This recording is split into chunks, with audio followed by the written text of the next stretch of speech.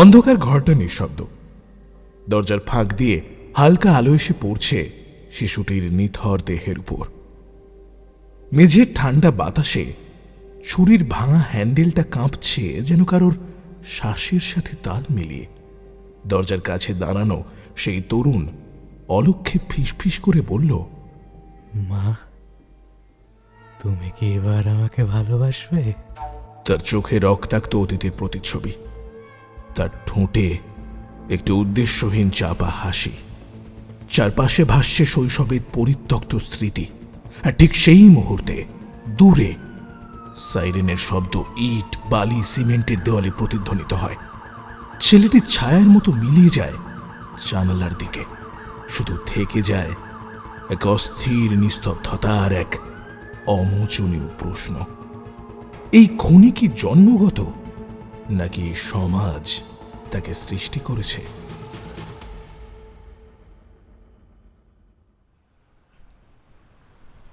কলকাতার দক্ষিণ পূর্ব দিকের আবাসিক বেল্ট গড়িয়ার পাটুলি টাউনশিপ। এই এলাকায় রাত কখনো খুব একটা গভীর হয় না, কারণ পাশেই আছে ব্যস্ত বাইপাস। কিছুটা দূরে হাসপাতালে যাওয়া অ্যাম্বুলেন্সের অবিরাম সাইরেন। তবে আজকের রাতটায় যেন অদ্ভুত এক ভারী অন্ধকার নেমে এসেছে। আকাশে মেঘ জমেছিল সন্ধ্যা থেকেই। এখন মাঝরাত পেরোনোর পর ঝিরিঝিরি বৃষ্টি পড়ছে ছাদ আর ব্যালকানিতে। রাস্তাগুলো প্রায় ফাঁকা, বাতিস্তম্ভগুলো কুয়াশায় ঢাকা। আর এমন সময়তেই টহল গাড়ির পাশে দাঁড়িয়ে আছেন ইন্সপেক্টর অরিন্দম ঘোষ। অরিন্দম শহরের শৃঙ্খলা বাহিনীর একজন অভিজ্ঞ অফিসার, কিন্তু তার মুখে আজ ক্লান্তির রেখা বেশি দেখা যাচ্ছে। টানা 3 দিন ধরে ছোটখাটো চুরির তদন্ত, উপরের দিক থেকে চাপের মাঝে পরিবারের সাথে দেখা প্রায় হয়নি। তিনি সিগারেট ধরাতে গেছিলেন, আর ঠিক তখনই ওয়্যারলেসটা ঝনঝন শব্দ করতে শুরু করল। একটি অস্বাভাবিক জরুরি কোড। ইউনিট 3 গড়িয়া পাটুলি টাউনশিপে শিশু হত্যা, সকল নিকটবর্তী ইউনিট দ্রুত সাড়া দিন। I repeat, unit 3 Garia Patuli টাউনশিপে শিশু হত্যা, সকল নিকটবর্তী ইউনিট দ্রুত সাড়া দিন। শিশু হত্যা শব্দটা অরিন্দমের শরীরের ভেতর আতঙ্কের ঢেউ তুলল। এক মুহূর্তের জন্য তার আঙুল কেঁপে উঠে সিগারেটটা কাদায় পড়ে গেল। এ ধরনের কেস সবচাইতে বেশি সংবেদনশীল, সবচাইতে বেশি অন্ধকারের, এবং অভিজ্ঞতা বলছে এমন অপরাধ সাধারণত একটি মানসিক বিকৃতি থেকেই জন্ম নেয়। পাশে দাঁড়িয়ে থাকা সহকর্মী কনস্টেবল সঞ্জয় মুখার্জি হকচকিয়ে বলল, ওহ স্যার, আজ রাতেও শান্তি নেই।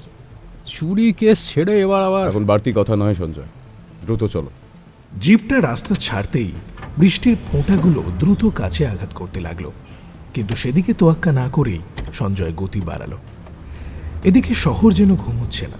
এ শহর জানে এ অন্ধকারের ভিতরেই জন্ম নেয় মানুষের সবচাইতে ভয়ানক দোষ, ত্রুটি। কিছুক্ষণের মধ্যেই তারা পৌঁছে গেল 3 তলার একটি আবাসিক ভবনের সামনে। গেটের কাছে ইতিমধ্যেই ছোটখাটো ভিড়। কেউ নরম গলায় ফিসফিস করছে, কেউ গলা চেপে কান্না আটকানোর চেষ্টা করছে। অরিন্দম গাড়ি থেকে নেমে চারপাশটা দেখে নিলেন। সবাই ভয় পেয়েছে ঠিকই, কিন্তু কারোর মুখে অপরাধীর ছাপ নেই, বরং তারা যেন নিজেরাও শিউরে আছে। 2 কনস্টেবল ভিড় সরিয়ে পথ তৈরি করল। অরিন্দম যখন সিঁড়ি বেয়ে প্রথম তলায় উঠছেন, তখনই আতঙ্কের বাতাস যেন তার মুখে আছড়ে পড়ল। এক ধরনের অদ্ভুত জ্বালা ভাব, অপরাধ স্থলের পরিচিত গন্ধ।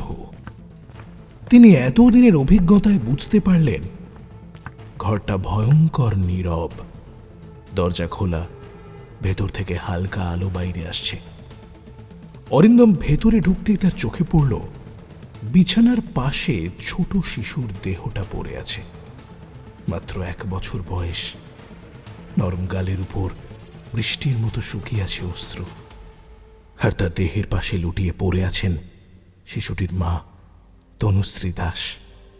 বয়স আনুমানিক 45-এর কাছাকাছি। তার চুল এলোমেলো, মুখে আঘাতের হালকা চিহ্ন।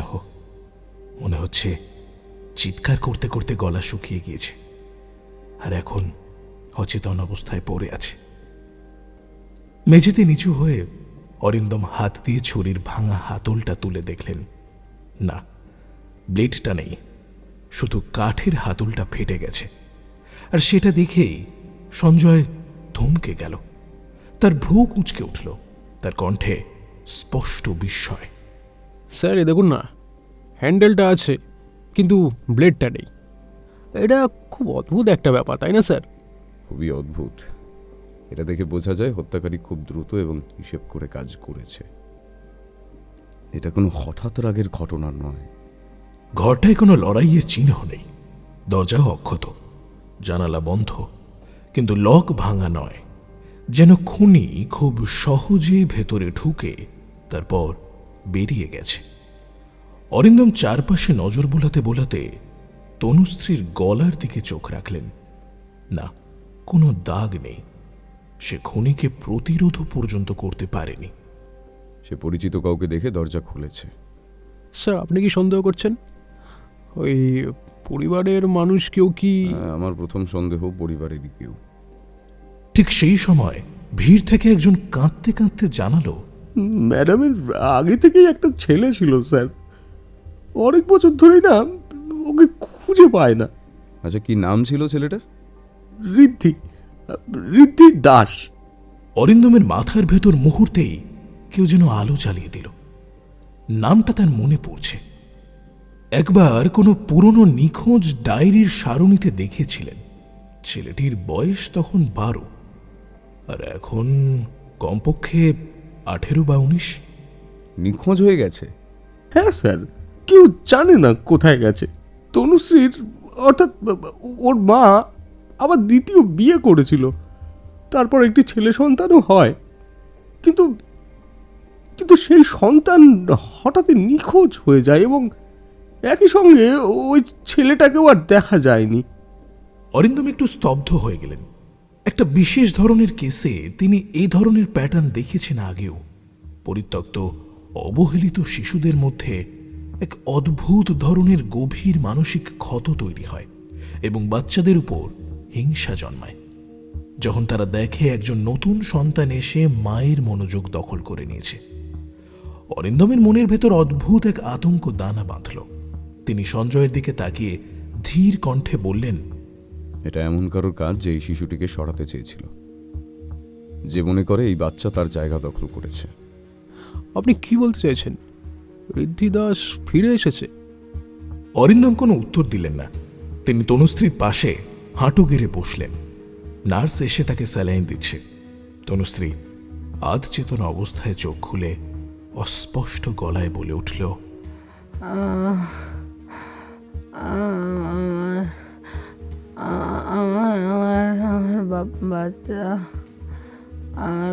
বাচ্চা ওকে বাঁচান, আমার বাচ্চা ওকে বাঁচান। আচ্ছা, আপনি কি কোনো পরিচিত কাউকে দেখেছেন? মানে কেউ কি ঘরে ঢুকেছিল? তনুশ্রীর ঠোঁট কেঁপে উঠল, কিন্তু কোনো শব্দ হল না। সে শুধু ভয়ে চোখ বড় করে তাকিয়ে রইল। অরিন্দম বুঝলেন মহিলা কোনো না কোনো ভয়ঙ্কর কিছু দেখেছেন, কিন্তু তার মানসিক অবস্থা এতটাই ভেঙে গেছে যে এখন সেটা মনে করতে পারছে না। পুলিশ কাজ করছে, ফরেন্সিক দল এসেছে, ছবি তোলা হচ্ছে, কিন্তু অরিন্দম স্থির দাঁড়িয়ে ভাবছেন, এটা যদি সত্যি ঋদ্ধি হয় তাহলে এটাই কি তার করার শেষ হত্যা? সম্ভবত নয়, কারণ কিছু বছর আগে তনুশ্রীর আরও এক সন্তান নিখোঁজ হওয়ার সময় এমনই সন্দেহজনক পরিস্থিতি ছিল। আসলে অস্বাভাবিক নীরবতা, কম কথা বলা শিশু, একা থাকা, পরিবারের ভাঙন, সবটা মিলিয়ে এক বিপজ্জনক মনস্তাত্ত্বিক জমাট বাঁধা পরিস্থিতির সৃষ্টি করে। এটা শুধু মামলা নয়, এটা বিকৃত শৈশবের প্রতিশোধ। স্যার, তাহলে আপনি বলছেন ঋদ্ধি তার নিজের সৎ ভাইকে আবারও? একজন পরিত্যক্ত সন্তান যা করে সমাজ কখনো তার জন্য প্রস্তুত থাকে না সঞ্জয়। ঘরের বাতাস তার কথায় আরো ঠান্ডা হয়ে গেল এবং সেই মুহূর্তে অরিন্দমের মাথায় ভেসে উঠল একটা চিন্তা। এই হত্যাকাণ্ড শেষ নয়, এটা কেবল মাঝপথ। হত্যাকারী আবার ফিরবে, আর যদি সে সত্যি ঋদ্ধি হয় তাহলে তার লক্ষ্য শুধু ভাইরা নয়, তার মাও।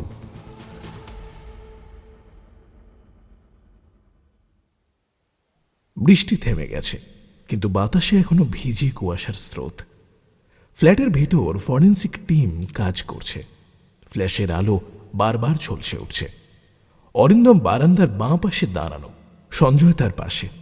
সঞ্জয় নিচু গলায় জিজ্ঞেস করল, স্যার, প্রতিবেশীদের কাছ থেকে যা জানা গেল, মনে হচ্ছে ঘটনাটা খুব পুরনো।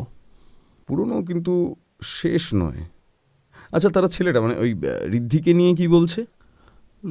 লোকজনের মতে ছেলেটা নাকি খুব চুপচাপ, বাইরে একদমই বেরোতো না। আর যদি কখনো বা বেরোতো, কথা খুব কম বলতো। কিন্তু কোনো দুষ্টুমি, মারপিট এই সমস্ত কোনো অভিযোগ নেই। চুপচাপ শিশুরাই সবচেয়ে বেশি দেখে, সবচেয়ে বেশি বোঝে, আর সবচেয়ে বেশি জমিয়ে রাখে। এর মাঝেই হঠাৎ পেছন থেকে এক মহিলা প্রতিবেশী এগিয়ে এলেন। তিনি ছাতা গুটিয়ে বারান্দার ছায়ায় দাঁড়ালেন, বললেন, স্যার, একটা কথা বলবো? হ্যাঁ, বলুন। ঋদ্ধি খারাপ ছেলে ছিল না, কিন্তু ওর চোখে জানেন অনেক সময় তাকালে না ভয় লাগতো। ভয় লাগতো কিরকম? ওর চোখে একটা শূন্যতা ছিল, যেন পৃথিবীর সাথে কোনো সম্পর্ক নেই। একবার তো দেখেছি ফুটপাতে বসে নিজের ছবিটা ছিঁড়ে ফেলে দিয়েছিল। জিজ্ঞেস করতেই বলেছিল আমি নেই। তখন ওর বয়স কতই বা হবে, 10-11। স্যার, এটা কি মনস্তাত্ত্বিক ওই বিচ্যুতি নাকি অন্য কিছু? হ্যাঁ, সেই বয়সেই যদি কেউ নিজের অস্তিত্ব অস্বীকার করতে শুরু করে, তাহলে সে খুব গভীরভাবে আহত। তারপর হঠাৎ একদিন দেখলাম ও আর নেই। আমাদের এই পাড়ার অনেকেই বলেছিল ঋদ্ধি নাকি পালিয়ে গেছে, কিন্তু আমি ভেবেছিলাম হয়তো কেউ তাকে কি করেছে? হয়তো মেরে ফেলেছে। আচ্ছা, ওর মা মানে তনুশ্রী, ছেলে নিখোঁজ হওয়ায় কেমন প্রতিক্রিয়া দেখিয়েছিল? দুঃখ পেয়েছিল কিনা ঠিক বোঝা যায়নি। মনে হতো যেন একটা বড় পাথর সব কিছু চেপে দিয়েছে। মানে অনুতাপ ছিল না? ছিল কি ছিল না সেটা বোঝা কঠিন, কারণ ঋদ্ধির সঙ্গে ওর নবজাত শিশুটিও তো নিখোঁজ ছিল। আর তাছাড়া শুনিও নি যে সে কখনো ঋদ্ধিকে তেমন খোঁজ করেছে বলে। অরিন্দম দৃষ্টি নামিয়ে নিলেন। তার মাথায় চক্রাকারে ঘুরতে থাকলো শব্দটা, নবজাত শিশু। তিনি সঞ্জয়ের দিকে তাকিয়ে বললেন, এটি পরিত্যক্ত শিশুর মনে যে আগুন ধরতে পারে, সেটা সমাজ বোঝে না। এমন আগুন খুব ধীরে, খুব নিঃশব্দে ছড়িয়ে পড়ে। আর যেদিন বিস্ফোরণ ঘটে, মানুষ তখন বলে কিভাবে হলো? তাহলে কি মানে আমরা নিশ্চিত যে এই হত্যাকাণ্ডের পেছনে ঋদ্ধিরই হাত আছে? আমি নিশ্চিত নই, কিন্তু তিনি থেমে জানালার বাইরের দিকে তাকালেন। বৃষ্টির পর জমে থাকা কুয়াশায় যেন একটা ছায়া দেখা যায়, ক্ষীণ, নিঃশব্দ, অদৃশ্য। এই মুহূর্তে যে নামটা সবচেয়ে জোরালো সন্দেহ হিসাবে উঠে আসছে তা হল ঋদ্ধি দাস। কিন্তু স্যার, ও তো বছরের পর বছর নিখোঁজ। যদি মারাটারা গিয়ে থাকে তাহলে তো... যে শিশু এরকম মানসিক ক্ষত নিয়ে বড় হয়, সে এত সহজে মরে না সঞ্জয়। সে বেঁচে থাকে ছায়ায়, অন্ধকারে, এবং যখন বেরিয়ে আসে তখন তার লক্ষ্য হয় সেই মানুষ যে তাকে পৃথিবীর বাইরে ফেলে দিয়েছিল। মা? ঠিক তাই। একটা শিশুর কাছে মাই প্রথম পৃথিবী, আর সেই মাই যদি একদিন তাকে ভুলে যায়, তাহলে পৃথিবীও তার কাছে শত্রু হয়ে ওঠে। ঋদ্ধি কি সত্যি ফিরে এসেছে স্যার? হ্যাঁ, বোধহয় এসেছে। সঞ্জয়, আগামী 30 মিনিটের মধ্যে ঋদ্ধির পুরনো নিখোঁজ কেসের সব ফাইল এনে দাও। পাসপোর্ট, ছবি, স্কুল রেকর্ড, তার সব কিছু। আর ফরেন্সিককে বলো ব্লেডটা খুঁজে বের করতে, যেন সব কিছু উল্টে পাল্টে দেয়। যদি ব্লেডটা কোথাও একটা থাকে, সেটাই হয়তো আমাদের পুরো সত্যিটাই বলে দেবে। সঞ্জয় তৎক্ষণাৎ স্যালুট করে দৌড়ে বেরিয়ে গেল। এদিকে অরিন্দম নিঃশব্দে শিশুটির নিথর দেহের দিকে তাকালেন। তার চোখে একটা কঠিন প্রতিজ্ঞা গাঢ় হয়ে উঠল। এই রহস্য তিনি ভেদ করবেনই, দাম তার যতই লাগুক।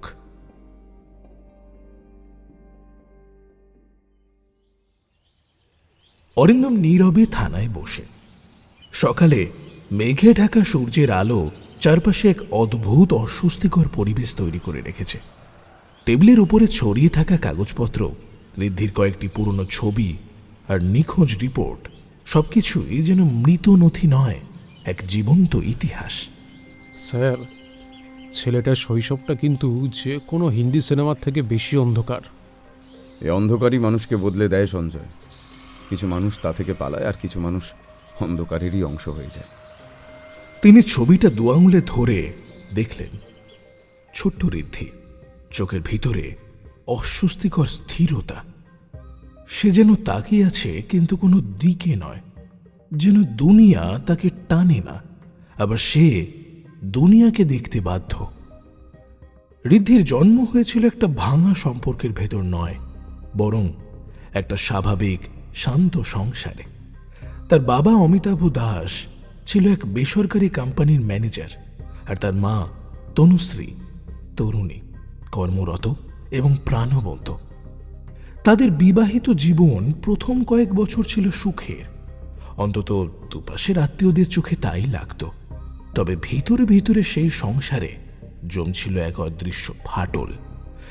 কাজের চাপ, ভুল বোঝাবুঝি, ব্যক্তিত্বের সংঘাত, এসব মিলে একদিন সেই সম্পর্ক ভেঙে যায়।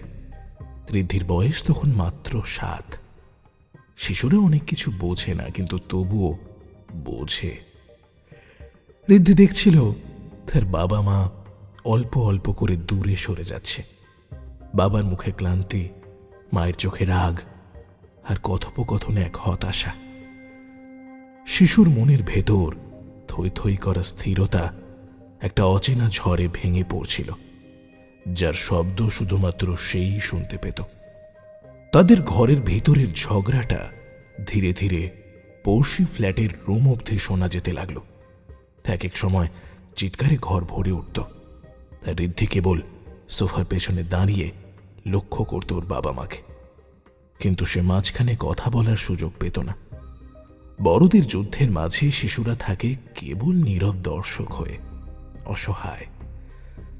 সেদিন হঠাৎই তার বাবা অমিতাভ চিৎকার করে বলল, আমার জীবনে একটু শান্তি চাই। এই বাড়িতে আর একদিনও থাকতে পারছি না আমি। বাহ বাহ বাহ বাহ বাহ, শান্তি চাও তুমি, তাই না? শান্তি। আর সেই শান্তি কি অন্য কোনো মেয়ের কাছ থেকে পাচ্ছ? আমি অন্য কোনো মেয়ের কাছে শান্তি খুঁজি, নাকি তুমি খোঁজো অন্য কোনো পুরুষের কাছে? হ্যাঁ, সেটা প্রমাণ করতে আমার 2 মিনিটও সময় লাগবে না, বুঝলে? তাই দয়া করে আমার দিকে নোংরা ইঙ্গিত করবে না। ঋদ্ধি সেই কথার মানে না বুঝলেও সে এতটুকু বুঝেছিল যে মায়ের কণ্ঠে ক্লান্তি এবং বাবার চোখে আঘাত। ঝগড়া যখন শেষ হলো, অমিতাভ সুটকেস টেনে বেরিয়ে গেল বাড়ি ছেড়ে। তার পেছনে ছুটল ছোট্ট ঋদ্ধি। বাবা, বাবা, আমার কথা শোনো। কিন্তু অমিতাভ থামল না। সিঁড়ি বেয়ে নিচে নেমে যাওয়ার আগে কেবল বলল, যে মানুষের মন নোংরা তার সঙ্গে আমি থাকতে পারবো না। চোখে জল নিয়ে ঋদ্ধি দৌড়ালো। ফুটপাত পর্যন্ত গিয়ে আর দেখতে পেল না তার বাবাকে। সেই মুহূর্তেই তার শৈশবের প্রথম স্তম্ভ ভেঙে গেল। ঋদ্ধি ভেবেছিল তার বাবা পরে ফিরে আসবে। একদিন দরজায় হঠাৎ করে টোকা পড়বে। বাবা বলবে, বাবু, আমি চলে গেছিলাম অভিমান করে, কিন্তু এবার থেকে তোমার সঙ্গেই থাকব। কিন্তু না, সেই দিন আর কখনো আসেনি। বরং 1 বছরের মধ্যেই খবর এলো অমিতাভ অন্য কাউকে বিয়ে করেছে। ঋদ্ধির ভিতরে তখন এমন একটা যন্ত্রণা জন্ম নিল যা সে কাউকে বলতে পারত না। সে ভাবতে লাগলো, বাবা কি আমাকে আর চায় না? আমি কি ভুল করেছি? আমার কোনো দোষে বাবা আমাকে আর দেখতে চায় না? আসলে শিশুরা সবসময় নিজের ওপর দোষ নেয়, যদিও বাস্তবে দোষ বড়দের। বিচ্ছেদের পর তনুশ্রী ছেলেকে নিয়ে ফিরে এলো তার নিজের বাবার বাড়িতে। কিন্তু সেই বাড়ি দেখতে বড় হলেও তার ভিতরে যেন হাঁসফাঁস করা অন্ধকার জমে আছে। দেওয়ালে রং ছিল, কিন্তু জীবন ছিল না। ঋদ্ধির মামা অরুণ মানসিক অসুস্থতায় ভুগছিলেন বহু বছর ধরে। তীব্র ডিপ্রেশনের সঙ্গে মাঝে মাঝে নিয়ন্ত্রণহীন আচরণ তার। বাড়ির সবাই তাকে স্নেহ করত, কিন্তু সেই স্নেহের সঙ্গে ছিল অক্ষমতা, হতাশা আর একরাশ দুঃখের স্তূপ। মামার আচরণে ভয় পেত ঋদ্ধি। রাতে মাঝে মধ্যে দৌড়ে বেড়াতেন ঘরে ঘরে, কখনো চিৎকার করতেন, কখনো হেসে ফেলতেন ভয়ঙ্করভাবে। ঋদ্ধি পায়ের শব্দ শুনলে দিদার কাছে ছুটে যেত। একদিন দিদাকে সে জিজ্ঞেস করে, মামা কেন এভাবে চিৎকার করে? যার ভিতরে এত কষ্ট সে তো চিৎকার করবেই রে বাবা। চিৎকার না করলে সে যে মরে যাবে। ঋদ্ধি বুঝতে পারল না ঠিকই, কিন্তু তার মনের ভিতরেও এক অজানা যন্ত্রণা জন্ম নিতে লাগল। একদিন চুপচাপ ঋদ্ধির দাদু বসেছিলেন বারান্দায়। ঋদ্ধি তার পাশে বসে জিজ্ঞেস করল, দাদু, তুমি কি চিন্তা করছো? জীবনে কখনো কখনো নিজের ঘরেও মানুষ অতিথির মতন হয়ে যায় দাদু ভাই। আমি আর কাউকে অসুবিধায় ফেলতে চাই না। এর কয়েকদিন পর দেখা গেল যে ঋদ্ধির দাদু বৃদ্ধাশ্রমে চলে গেছেন। ঋদ্ধি দৌড়ে মায়ের কাছে গিয়ে বলল, দাদুকে নিয়ে আসো মা, দাদু কাঁদছিল। সবাই নিজের মতো বাঁচুক ঋদ্ধি, তুমি বরং এসব নিয়ে মাথা ঘামিও না। কেমন? ঋদ্ধির মনে হলো এক এক করে সবাই সবাই চলে যাচ্ছে, কেউ তাকে ধরে রাখছে না। সে মূল্যহীন। তবে তার একমাত্র ভরসা বলতে ছিল দিদাই। কিন্তু তিনিও শারীরিক এবং মানসিক উভয় দিক থেকেই দুর্বল হয়ে পড়ছিলেন। হাঁটুর ব্যথা, শ্বাসকষ্ট, মাথা ঘোরা ইত্যাদি নানান সমস্যা। ঋদ্ধি তার ছোট্ট হাত দিয়ে দিদার পা মালিশ করে দিত। দিদা হাসতেন আর বলতেন, তুই না থাকলে আমি অনেক আগেই শেষ হয়ে যেতাম রে। কিন্তু দিদার ঘুম বাড়ছিল, স্মৃতি কমছিল। একদিন দিদা তাকে চিনতেই পারলেন না। বললেন, কে তুই? আমি ঋদ্ধি দিদা, তুমি ভুলে গেলে?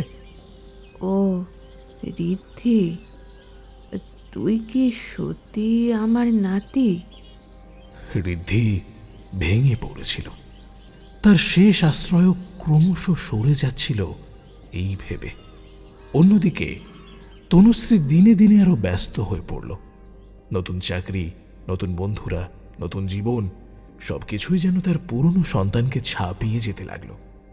একদিন রাত্রে ঋদ্ধি দরজা খুলে দেখল যে তার মা খুব সুন্দর করে সাজছে।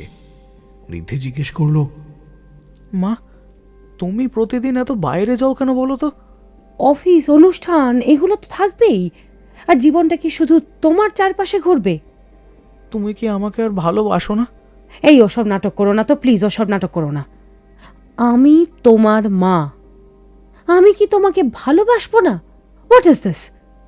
কিন্তু আমারও একটা জীবন আছে, and you must understand that. Clear? তাহলে আমার জীবন কই মা? তনুশ্রী থমকে যায়।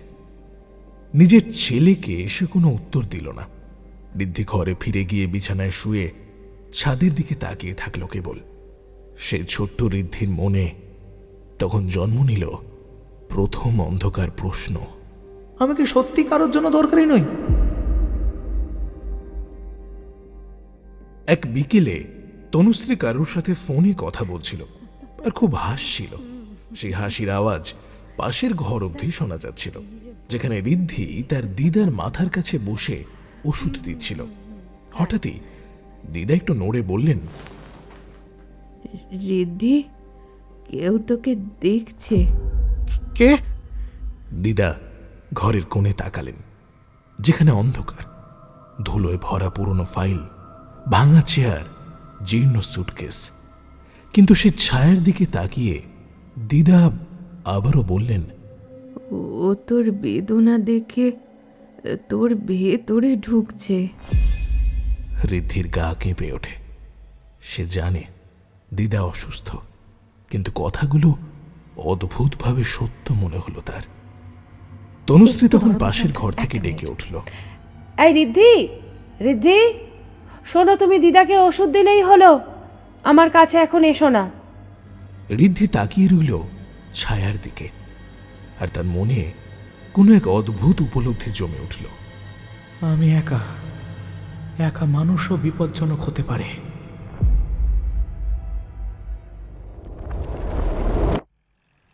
ফ্ল্যাশব্যাকের মতো অরিন্দমের মাথায় চলতে থাকে এসব স্মৃতি।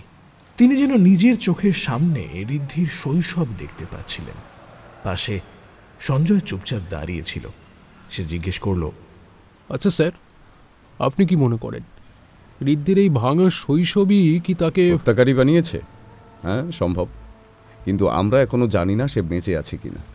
কিন্তু স্যার, যদি বেঁচেও থাকে, এত বছর ধরে সে ছিল কোথায়? যে শিশুর পৃথিবী তার মাই ভেঙে দিয়েছে, সে পৃথিবীর ওপর আর ভরসা রাখে না। এমন মানুষেরা থাকে ছায়ায়, অন্ধকারে, অদৃশ্য জায়গায়।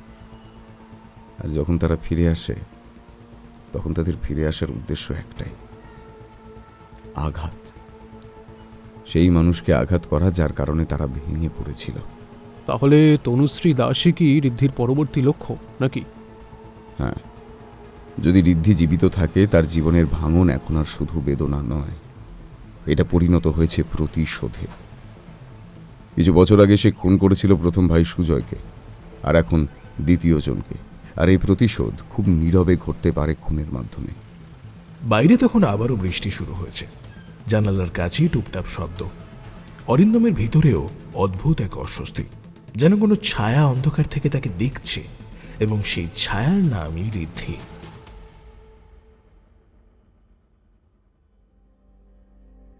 তনুশ্রীর দ্বিতীয় বিয়ের খবরটা ঋদ্ধি প্রথম শুনেছিল তার দিদার মুখে। দিদা খুব সাবধানে কথাটা বলেছিলেন, যেন শব্দগুলো ছেলেটার হৃদয়ে আঘাত না করে। কিন্তু আঘাত তো হয়েছিলই। মা আবার বিয়ে করছে? ঋদ্ধির কণ্ঠে কোনো বিস্ময় ছিল না, বরং ছিল এক ধরনের ঠান্ডা স্তব্ধ গ্রহণযোগ্যতা। সে অনেকদিন আগেই শিখে গেছে যে সে মায়ের কাছে বিকল্প, অমূল্য নয়। তবু প্রশ্নটা জিজ্ঞেস করতে তার গলা কেঁপে উঠেছিল। তনুশ্রীর মা চেষ্টা করেছিলেন নাতিকে স্বাভাবিকভাবেই বলতে। হ্যাঁ বাবু, মা তো একা ছিল, আর সংসার তো শুধু একজনকে নিয়ে চলে না। নতুন করে শুরু করলে ক্ষতি কি? কথাগুলো যুক্তি দিয়ে সাজানো ছিল, কিন্তু 7 বছরের সম্পর্কহীন ছোট ছেলের জন্য সেই যুক্তিগুলো কোনো সান্ত্বনা নয়, বরং সে অনুভব করল মা আগের জীবনের সব কিছু পিছনে ফেলে নতুন জীবনে এগিয়ে গেছে, আর সেই নতুন জীবনে সে নেই। ঋদ্ধি জানতে চেয়েছিল, বিয়েতে আমাকে ডাকেনি কেন? এখন তোর মায়ের জীবনটা একটু জটিল, তোকে নিয়ে গেলে তোরই অসুবিধা হতো। না। এরপর ঋদ্ধি আর কিছু বলেনি, কিন্তু তার চোখের ভেতর যেন এক অদৃশ্য ফাটল তৈরি হয়েছিল, যেন মনের দেওয়ালে কোথাও কেউ ছুরি দিয়ে আঁচড় কেটে দিয়েছে। বিয়ের পর তনুশ্রী খুব কমই বাপের বাড়িতে আসত। সৌগত, তার দ্বিতীয় স্বামী, ছিলেন ব্যস্ত ব্যবসায়ী। তিনি ঋদ্ধির সঙ্গে খুব একটা যোগাযোগ রাখতেন না, তবে দূরত্বটা তার ব্যক্তিগত ছিল না। মনের ভেতর সে ভেবেছিল ঋদ্ধি তার নতুন সংসারে ঝামেলা হয়ে দাঁড়াতে পারে। মানুষের অবচেতনে ঘটে যাওয়া এই ছোট ছোট বিচ্যুতিরাই শিশুর হৃদয় তৈরি করে এক ভয়ঙ্কর গভীরতা। কয়েক মাস পরে তনুশ্রী গর্ভবতী হল। এই খবর শুনে ঋদ্ধির মুখে অদ্ভুত এক নীরবতার ছায়া নেমে এসেছিল। সে বাচ্চার জন্মকে স্বাভাবিক ঘটনা হিসেবে দেখতেই পারত, যদি না তার নিজের জীবনে এত অনাদর, এত পরিত্যাগ জমে থাকত। নতুন বাচ্চা কি আমার জায়গা সম্পূর্ণ দখল করে নেবে? আমি কি এখন পুরোপুরি অপ্রয়োজনীয়? মায়ের কি আমার কোনো দরকার নেই? সুজয়ের জন্মের দিন তনুশ্রী ফোন করে ঋদ্ধিকে জানায়নি, এমনকি দিদাকেও না। খবরটা আসে 3 দিন পরে, যখন সৌগতর বাড়ির কাজে থাকা মাসি ভুলক্রমে তনুশ্রীর মাকে ফোন করেন। খবরটা পাওয়া মাত্র তিনি ছুটে যান হাসপাতালে। ঋদ্ধিও যেতে চেয়েছিল, কিন্তু সেটা মন থেকে নয়, একটা অদ্ভুত কৌতূহল থেকে। তবে তনুশ্রীর মা তাকে থামিয়ে দিলেন, বললেন, তোকে নিয়ে যাওয়া ঠিক হবে না রে, তোর মা এখন খুব দুর্বল, পরে যাবি। এই পরে আর কখনোই এলো না। তনুশ্রী হাসপাতাল থেকে বাড়ি ফিরল ছোট্ট সুজয়কে কোলে নিয়ে, অথচ ঋদ্ধিকে দেখতে এলো না। আর এই অনুপস্থিতিটাই আশ্চর্য ছিল। সে ভাবল মা হয়তো খুব ক্লান্ত আছে, কিন্তু নতুন সংসারের ব্যস্ততা, ছোট্ট সুজয়ের যত্ন, স্বামী, সামাজিক চাপ, এ সমস্ত কিছুর মধ্যে হয়তো তনুশ্রী ঋদ্ধিকে ভুলে যেতে চায়নি, কিন্তু তাও ভুলে গিয়েছিল। আর ভুলে যাওয়া শিশুর কাছে এই বিষয়টা হয়ে দাঁড়ালো ফেলে দেওয়ার সমান। 1 মাস পর হঠাৎ একদিন তনুশ্রী ছেলেকে দেখতে এলো, কিন্তু আসার ধরন দেখে মনে হয়েছিল এটা তাড়াহুড়োর সফর। তার কোলে সুজয়, ব্যাগে কিছু শিশুর কাপড়, আর মুখে এক কৃত্রিম হাসি। ঋদ্ধি দরজার আড়াল থেকে তাকিয়ে দেখল তার মা যখন হাসছে, সেই হাসিটা এসে মিশেছে সুজয়েরও মুখে। মনে হচ্ছিল তার মা শুধু সুজয়ের জন্যই তৈরি, মাকে যেন নতুন করে জন্ম দিয়েছে এই ছোট্ট বাচ্চা। মা, ও মা, দেখো না মা, ও কেমন সুন্দর, কত নরম, কি মিষ্টি। দেখো দেখো মা, দেখো কি সুন্দর, কি সুন্দর হাসছে। তনুশ্রী উচ্ছ্বসিত, বাবালি বাবালি, কিন্তু অন্যদিকে ওলে আমার সোনা ঋদ্ধির বাবাটা। বুকটা হঠাৎ জোরে ধরফর করে উঠল। তার মাথায় ঘুরতে লাগলো একটাই প্রশ্ন, মা আমাকে নিয়ে শেষ কবে এভাবে এতটা উচ্ছ্বসিত হয়েছিল? কয়েক মিনিট পরে তনুশ্রী ঋদ্ধিকে ডাকলো। এদিকে এসো বাবু, এই যে, এই তোমার ভাইকে দেখো, দেখো। ঋদ্ধি ধীরে ধীরে সামনে এগিয়ে এলো। সুজয় তখন হাসছিল, মুখে সেই নিরীহ শিশুসুলভ মাধুর্যের আলো ঝলমল করছে। তনুশ্রী সুজয়কে তুলে ধরে বলল, দেখো, ও তোমার ভাই, খুব ভালোভাবে থাকবে তোমরা, দেখো। ঋদ্ধি চুপচাপ তাকিয়ে রইল। তার চোখ সুজয়কে নয়, মাকে দেখছিল। মায়ের চোখে যে স্নেহ, যে আলোর ঝিলিক, সেটা ছিল কেবলই সুজয়ের জন্য। ঋদ্ধির দিকে তাকালে সেই আলো যেন নিভে যেত। মুখে আসতো একটি অস্বস্তিকর, অপরাধ বোধে ভরা টান টান অভিব্যক্তি, যেন ঋদ্ধিকে দেখলে তনুশ্রী নিজের অতীতের ভুলগুলো মনে পড়ে যায়। ঋদ্ধির কোমল হৃদয়ে তখন একটিমাত্র উপলব্ধি জন্ম নিল, যে মা সুজয়কেই ভালোবাসে আর তাকে নয়। এই উপলব্ধিটাই ধীরে ধীরে ঋদ্ধির মতো এক শিশুর মনকে ভেতর থেকে ছিঁড়ে খেতে শুরু করল। তনুশ্রী সেদিন তাড়াতাড়ি চলে যাওয়ার আগে ঋদ্ধিকে বলে গেল, পরে আবার আসবো বাবু, ভালোভাবে থেকো। ঋদ্ধি এতে অভ্যস্ত ছিল। সে জানত তার মা অনেক কথাই বলেন, কিন্তু সেগুলোর বেশিরভাগই পরদিন আর সত্য হয় না। দরজাটা বন্ধ হতেই পুরো দালান জুড়ে হঠাৎ নেমে এলো এক প্রচণ্ড প্রবাহহীন নীরবতা, যেন শব্দও তার জীবন থেকে মুখ ফিরিয়ে নিল। ঋদ্ধি জানলার পাশে বসে বাইরে তাকিয়ে, পাতাহীন গাছ, রাস্তার আলো, দূরে অচেনা ছায়া, সব মিলিয়ে তার ভেতর এক অদ্ভুত শূন্যতা তৈরি করছিল। মনে হচ্ছিল তার ভেতরে কেউ একটা কথা কানে কানে বলছে, তুমি অপ্রয়োজনীয়, তুমি নেই। আসলে মানুষের হৃদয়ের অন্ধকার ঠিক এভাবেই জন্মায়। কেউ খেয়াল করে না, কেউ থামাতে চায় না, আর শিশুর মন ধীরে ধীরে ডুবে যায় অজানা অতলে। এক দুপুরে ঋদ্ধির দিদা ঘুমোচ্ছিলেন, আর ঠিক সেই সময় সে তার মামার ঘরের সামনে দিয়ে যাচ্ছিল। হঠাৎ দেখল মামা চুপচাপ বসে কিছু একটা লিখছে কাগজে। সব লেখা জুড়ে শুধু একটাই কথা, আমাকে কেউ চায় না, আমি একা। ঋদ্ধি থমকে দাঁড়ালো। সে ভাবল, কেন আমার নিজের ভাবনাগুলো অন্য কারোর কাগজে লেখা? সেই দিন সে উপলব্ধি করল যে একাকিত্ব শুধু তার নয়, এই একাকিত্ব পুরো বাড়ির। এই বাড়ি যেন এক বিশাল নালার মতো, যেখানে সমস্ত আবেগ, সমস্ত ভালোবাসা, সমস্ত আলো মারা গেছে। ঋদ্ধির অন্তরে জন্ম নেওয়া অন্ধকার তখন আর লুকিয়ে নয়, এবার প্রকাশ্যে বেড়ে উঠছিল। আর একে থামানোর কেউ ছিল না। সে কাউকে বলতেও পারত না।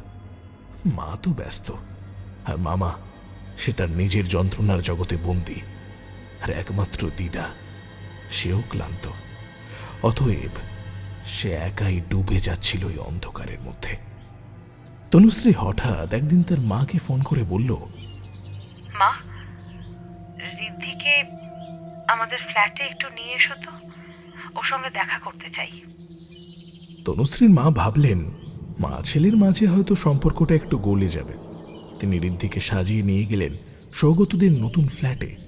রিদ্ধি লিফট থেকে বের হতেই শুনল সুজয়ের হাসি, মায়ের খিলখিল শব্দ আর সৌগতর উচ্ছ্বসিত স্বরে কথা বলা। ঘরের পরিবেশ এত উজ্জ্বল আর উষ্ণ যে মনে হচ্ছিল এ বাড়ি আর তার আগের বাড়ি যেন দুই ভিন্ন গ্রহ। রিদ্ধির দিদার হাত ছিল তার মাথায়। তিনি দরজায় বেল বাজালেন। দরজা খুলল তনুশ্রী। মুখে ক্লান্তি থাকলেও ছেলের দিকে তাকিয়ে অবাক হয়ে গেল। রিদ্ধি, কেমন আছো বাবা? কিন্তু তার কণ্ঠস্বরের ভঙ্গিটা এমন ছিল যেন দূরের কোনো আত্মীয়ের খোঁজ নিচ্ছে, মনের গভীর কোনো জায়গা থেকে নয়, শুধু ভদ্রতার খাতিরে উচ্চারিত কয়েকটি শব্দ মাত্র। তার চোখ কিন্তু মায়ের চোখের ওপরই স্থির। সে সেই আলো খুঁজছিল, যে আলো একসময় শুধু তার জন্যই জ্বলত। মায়ের কোলে তখন সুজয়, মুখটা ফুলের মতো নরম, নিষ্পাপ। রিদ্ধি শিশুটির দিকে তাকিয়ে রইল। প্রথম কয়েক সেকেন্ড তার মনে কোনো হিংসা ছিল না, বরং এক অদ্ভুত কৌতূহল ছিল। এই ছোট্ট মানুষটার কারণে কি মা আমাকে ছেড়ে গেছে? তনুশ্রী ছেলের হাত ধরে বলল, দেখো ভাই তোমার দিকে কি সুন্দরভাবে তাকিয়ে আছে। ওলে বাবালে বাবালে, আমার সোনা বাবাটা। দেখো দেখো রিদ্ধি, দেখো কি সুন্দর হাসি ওর, মিষ্টি সোনা। রিদ্ধি মাথা নাড়ল, কিন্তু তার চোখে তখন ভাসতে লাগলো সেই প্রথম সুজয়কে দেখার দৃশ্যটি। মায়ের বুকে মাথা রেখে সে যখন ঘুমাচ্ছিল, মা তাকে খাইয়ে দিচ্ছিল আর মা তার মাথায় চুমু দিচ্ছিল। সেই মুহূর্তে রিদ্ধি হঠাৎ টের পেল নিজের বুকের ভেতর কোথাও যেন জ্বালার মতো এক অনুভূতি জন্ম নিচ্ছে। আর এই প্রথমবার সে বুঝল ঈর্ষা কেমন অনুভূতি। এটা আগুনের মতো তপ্ত নয়, বরং বরফের মতো শীতল, ধারালো, ছুরি ধার করা এক নিঃশব্দ বেদনার মতো, যা ভেতর থেকে কাউকে কেটে ফেলার ক্ষমতা রাখে। তার শৈশবের মস্তিষ্ক বুঝতে পারছিল না, কিন্তু তার হৃদয় ঠিকই জানান দিচ্ছিল যে তার মা এখন সুজয়কেই ভালোবাসে। মা আর তাকে চায় না, মা তাকে প্রতিস্থাপন করেছে। সেই দিন ফিরে আসার পথে রিদ্ধি একবারও দিদার সঙ্গে কথা বলেনি। দিদা জিজ্ঞেস করেছিলেন অনেক প্রশ্ন। ভাইকে কোলে নিয়ে কেমন লাগলো? মাকে তো অনেক দিন পর দেখলি, কেমন লাগলো আজ? কিন্তু রিদ্ধির মুখে একটাই সংক্ষিপ্ত উত্তর, ভালো। তবে তার চোখে তখন অদ্ভুত এক স্থিরতা, অস্বাভাবিক শান্ত, এক গভীর অন্ধকার, যা তার দিদা পড়তে পারেননি। যদি তিনি সত্যিই পড়তে পারতেন সেই নিষ্পাপ চোখের ভেতরটা, তাহলে হয়তো বুঝতেন যে আজই প্রথম রিদ্ধির মন সত্যিকারের ভেঙে গেছে। এ ভাঙার জোড়া লাগার মতো নয়, এটা সেই ভাঙন যেখান থেকে জন্ম নেয় অন্ধকার। এরপর কয়েক সপ্তাহ কেটে গেল। রিদ্ধি ক্রমশ অন্যমনস্ক হয়ে পড়ছে। স্কুলে যায়, অথচ পড়াশোনায় মন নেই। দিদা ডাকলে সাড়া দেয়, কিন্তু চোখে ক্ষীণ আলো। সেই সন্ধেটা যেন বারবার তার চোখের সামনে ফিরে আসে। মায়ের কোলে সুজয়, মায়ের মুখে হাসি, আর তার নিজের মনে শূন্যতার দংশন। রিদ্ধি তখন ধীরে ধীরে ভাবতে শুরু করে, মা আমাকে আবার ভালোবাসবে যদি যদি সুজয়কে সরাতে পারি। একটা শিশু মন কখনোই ভাবনাকে অপরাধ হিসেবে দেখে না। রিদ্ধির কাছেও এটা কোনো পাপ ছিল না, এটা ছিল তার কাছে মায়ের স্নেহ ফিরে পাওয়ার একমাত্র পথ। কিন্তু সেই পথই তাকে টেনে নিয়ে চলেছে অন্ধকারের দিকে, এমন এক গভীরতায় যেখান থেকে ফিরে আসার আর কোনো পথ থাকে না।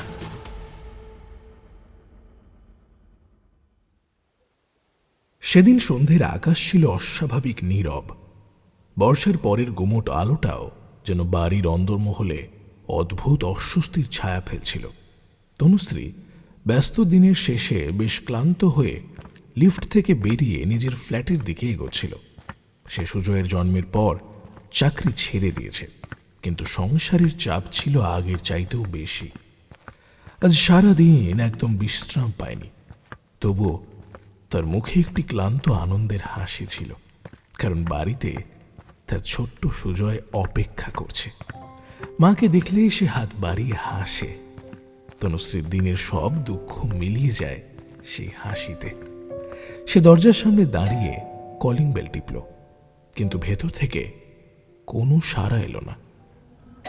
আবারও একবার বেল বাজালো সে, কিন্তু তবুও নিস্তব্ধতা। অস্বস্তি যেন ধীরে ধীরে তার বুকের ভেতর চেপে ধরছে।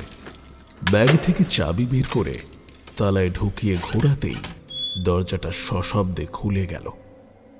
আর ঠিক সেই মুহূর্তে সে থমকে দাঁড়ালো, চমকে উঠল সামনে দেখা দৃশ্য দেখে। ফ্ল্যাটের ভেতরে অদ্ভুত নীরবতা। টিভি চলছে না, রান্নাঘরে রান্নার মাসিরও কোনো শব্দ নেই। সব যেন হঠাৎ করেই থমকে গেছে।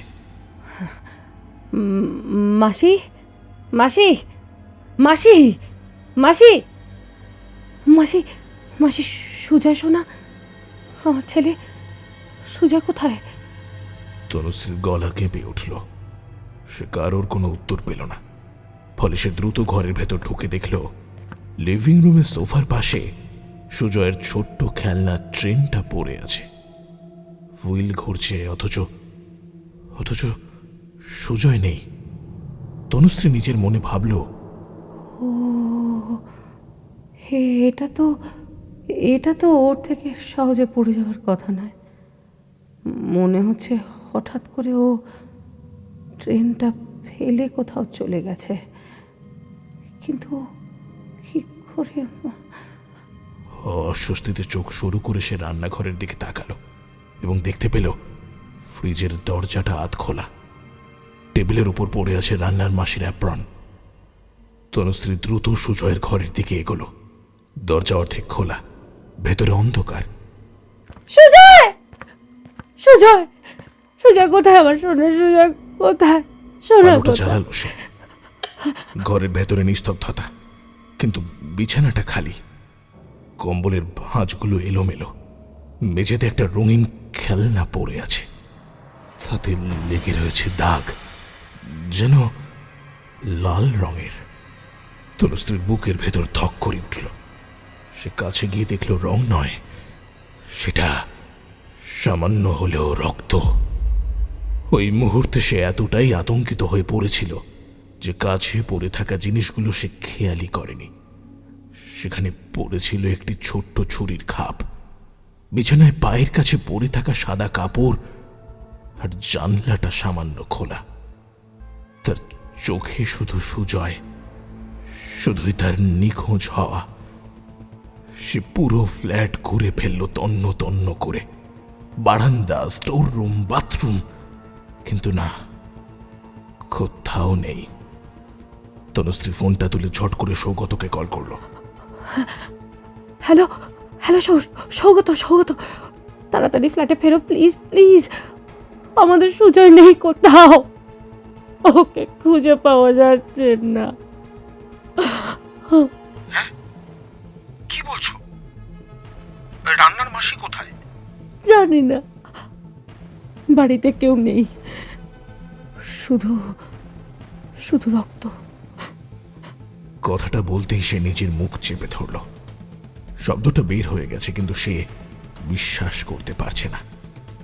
আর ঠিক তখনই তার চোখে পড়ল ফ্ল্যাটের দরজার পাশে পড়ে থাকা একজোড়া ছোট পায়ের ছাপ। শিশুর নয়, কিশোরের। তনুশ্রী স্থির হয়ে গেল। একটা নাম ঝড়ের মতো তার মাথায় এসে আঘাত করল। ঋদ্ধি, কয়েকদিন আগে ও দেখা করতে এসেছিল বটে, তবে আজ কি আবার ও এসেছিল? কেন দরজায় ওর পায়ের ছাপ থাকবে? হ্যাঁ, আর আর সুজয় বা কোথায় গেল? ও বাবা! ভাবতে ভাবতে তার মাথা ঘুরতে লাগলো। ঠিক সেই সময় দরজার বেলটাও বেজে উঠল।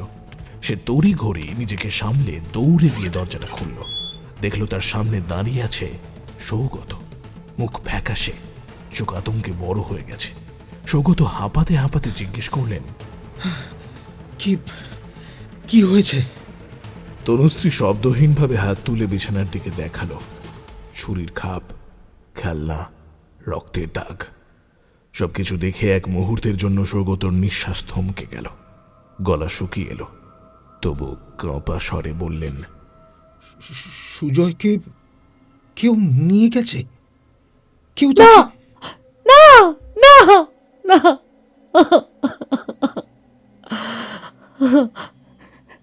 রিদ্ধি রিদ্ধি রিদ্ধি ও কি আজ এসেছিল?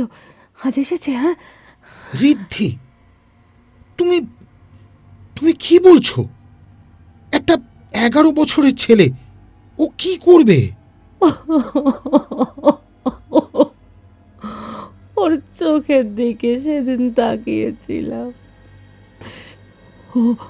ও খুব অদ্ভুতভাবে তাকাচ্ছিল সুজয়ের দিকে, যেন। না না তনুশ্রী, ঋদ্ধি কখনো এটা করতে পারে না, এটা এটা অসম্ভব। কিন্তু সেই দিন প্রথমবার তনুশ্রী নিজের ছেলেকে ভয় পেল। এদিকে অল্প সময়ের মধ্যেই পুলিশ এসে হাজির হলো। সাব ইন্সপেক্টর অরিজিৎ গুপ্ত, দেখতে শান্ত সংযত, কিন্তু তার তীক্ষ্ণ বুদ্ধির ঝিলিক। তিনি প্রথমেই পুরো ঘর পর্যবেক্ষণ করলেন, তারপর ধীরে ধীরে বললেন, শিশুকে কেউ জোর করে নিয়ে গেলে বাড়িতে জিনিস ভাঙচুর হতো, লড়াইয়ের চিহ্ন থাকতো। এখানে সেরকম কিছুই নেই। মানে আপনি কি বলতে চাইছেন? আমরা মিথ্যে বলছি? আমি বলছি এটা খুব হিসেব করে করা কাজ। অফিসার, আমার ছেলে ঋদ্ধি, ও কি আসতে পারে এখানে? মানে আপনার বড় ছেলে? ও কোথায় থাকে? আমার বাপের বাড়িতে থাকে। আজ এসেছিল নাকি? তনুশ্রী চুপ, কিন্তু তার চোখ বলছে হ্যাঁ। অরিজিৎ চারপাশে তাকিয়ে বললেন, ছুরির খাপটা কার? আমরা রান্নাঘরে ব্যবহার করি, ছুরিটা নেই। ছুরিটা নেই মানে? অরিজিৎ এগিয়ে গেলেন। কেউ খুব নিপুণভাবে ছুরিটা নিয়ে গেছে। আর এই জানলার দিকে এই দাগটা দেখুন। তিনি হাত দিয়ে ইশারা করে জানালার নিচের দিকে দেখালেন। সেখানে মেঝের ধারে ছড়িয়ে আছে ক্ষুদ্র কিন্তু স্পষ্ট রক্তের দাগ। তনুশ্রী ধীরে ধীরে পায়ের কাছে তাকালো। সেই ছাপ, ওটা কিশোরের যেন। অফিসার, আমার আমার আমার মনে হয় ঋদ্ধি। আপনি কি নিশ্চিত? তুমি কি পাগল হয়ে গেছো নাকি?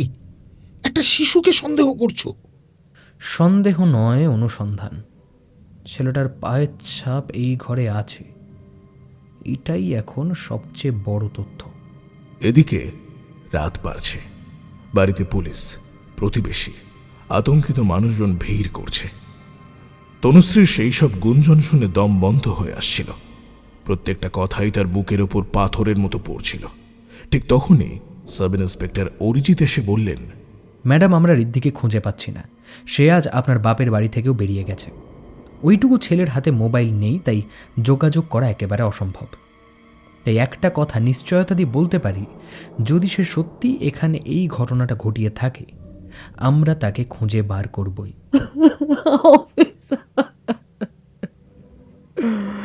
অফিসার, আমার ছেলে দুটোকে খুঁজে দিন।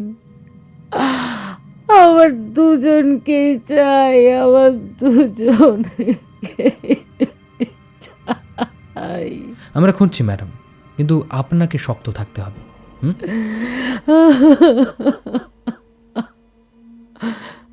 আমি কি ভুল করেছিলাম ওর সঙ্গে?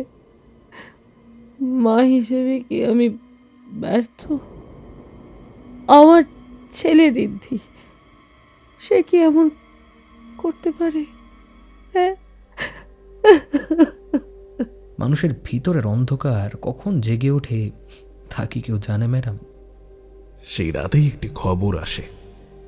জঙ্গল সংলগ্ন পুরনো রেললাইনের কাছে পাওয়া গেছে একটি শিশুর পোশাক, আর তাতে রক্তের দাগ। পুলিশ সেই খবর পেয়ে সেখানে ছুটে যায়। কিছুটা দূরত্বে আরেকটি জিনিস পাওয়া যায়, একটি ছোট্ট খেলনা, যা ছিল সুজয়ের অত্যন্ত প্রিয়। তনুশ্রী একেবারেই ভেঙে পড়েছে। সে চিৎকার করতে থাকে অসহায়ের মতো। আমার বাচ্চা, আমার সুজয়, ও কোথায়, ও কোথায় বাচ্চা?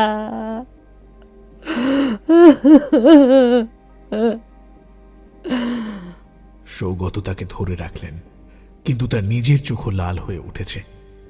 অরিজিৎ সবকিছু দেখে ঠান্ডা স্বরে বললেন, যে এটা করেছে সে প্রথমবারের মতন রক্তের স্বাদ পেয়েছে, আর এই স্বাদ যে খুব সহজে কেউ ভুলে যাবে এমনটাও নয়।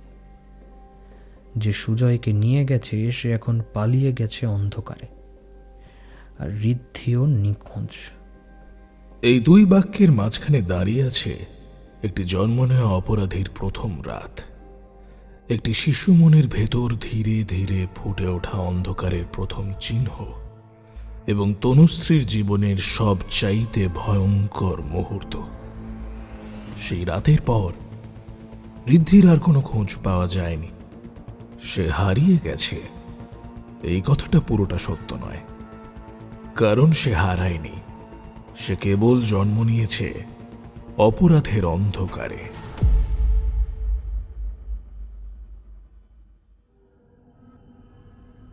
শহরটা যেন ধীরে ধীরে অদ্ভুত ছায়ার নিচে ঢেকে যাচ্ছে। রাতগুলোর আগের মতো নয়। রাস্তার আলো জ্বলে, কিন্তু আলোয় মানুষের মুখ নয়, ছায়া বেশি স্পষ্ট হয়ে ওঠে। মধ্যরাতের অলিতে গলিতে হাঁটলে মনে হয় কেউ যেন অদৃশ্যভাবে পিছন পিছন হাঁটছে, বাতাসের মতো নিঃশব্দে, ধোঁয়ার মতো লুকিয়ে। সৌগত আর তনুশ্রীর দ্বিতীয় সন্তান জন্মের পর কয়েক বছর বাদে জীবন যেন খানিকটা শান্তির দোলায় ছিল। তারা ভেবেছিলেন দুঃস্বপ্নগুলো হয়তো শেষ হয়ে গিয়েছে, কিন্তু শান্তি যত গভীর হয় বজ্রপাতও ততই বিকট হয়ে নামে। আর ঠিক তেমনি হঠাৎই আবার এক প্রচণ্ড বজ্রপাত নেমে এলো তাদের জীবনে। এবার শিকার তাদের দ্বিতীয় সন্তান অঙ্কুর। ঠিক সুজয়ের বেলায় যেমন জানালার কাছে রক্তের দাগ, বিছানার পাশে ছুরির বদলে শুধু খাপ পাওয়া গিয়েছিল, একইভাবে এবারেও সেই বিষয়গুলোই লক্ষ্য করা গেছে।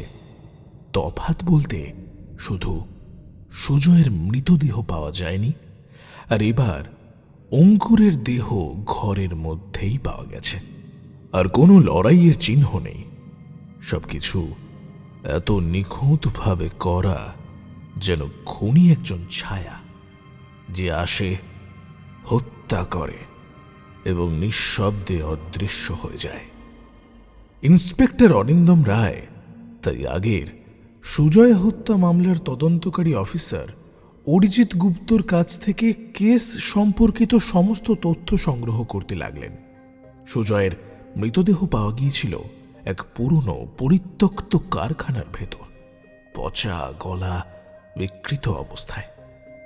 সে ঘটনার নথি, সময়রেখা, ফরেন্সিক রিপোর্ট সবই নতুন করে পাল্টে দিতে লাগল অরিন্দমের চিন্তাধারা।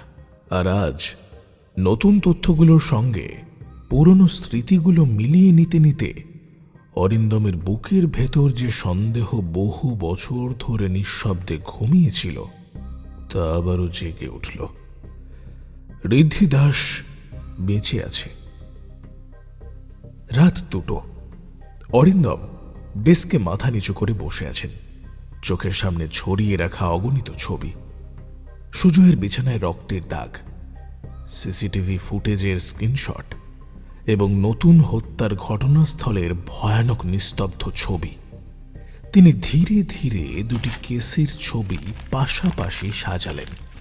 আর তখনই চোখে পড়ল অদ্ভুত কিন্তু স্পষ্ট এক মিল। ছুরির খাপ একই ধরনের, ঘরে ঢোকার পদ্ধতিও এক, শব্দহীন, ছায়ার মতো। আর হত্যার ধরন এতটাই নিখুঁত যেন কোনো শল্য চিকিৎসকের হাতে আঁকা কোনো কাটা দাগ। অরিন্দমের গা শিউরে উঠল। দুটি কেসের মধ্যে সময়ের ব্যবধান বছরখানেক হলেও হাতের স্বাক্ষর একটাই, একই মানুষের ছায়া। আর সেই মানুষটা সম্ভবত এক সময় ছিল 12 বছরের এক শিশু, ঋদ্ধি দাস। এটা একই ব্যক্তি।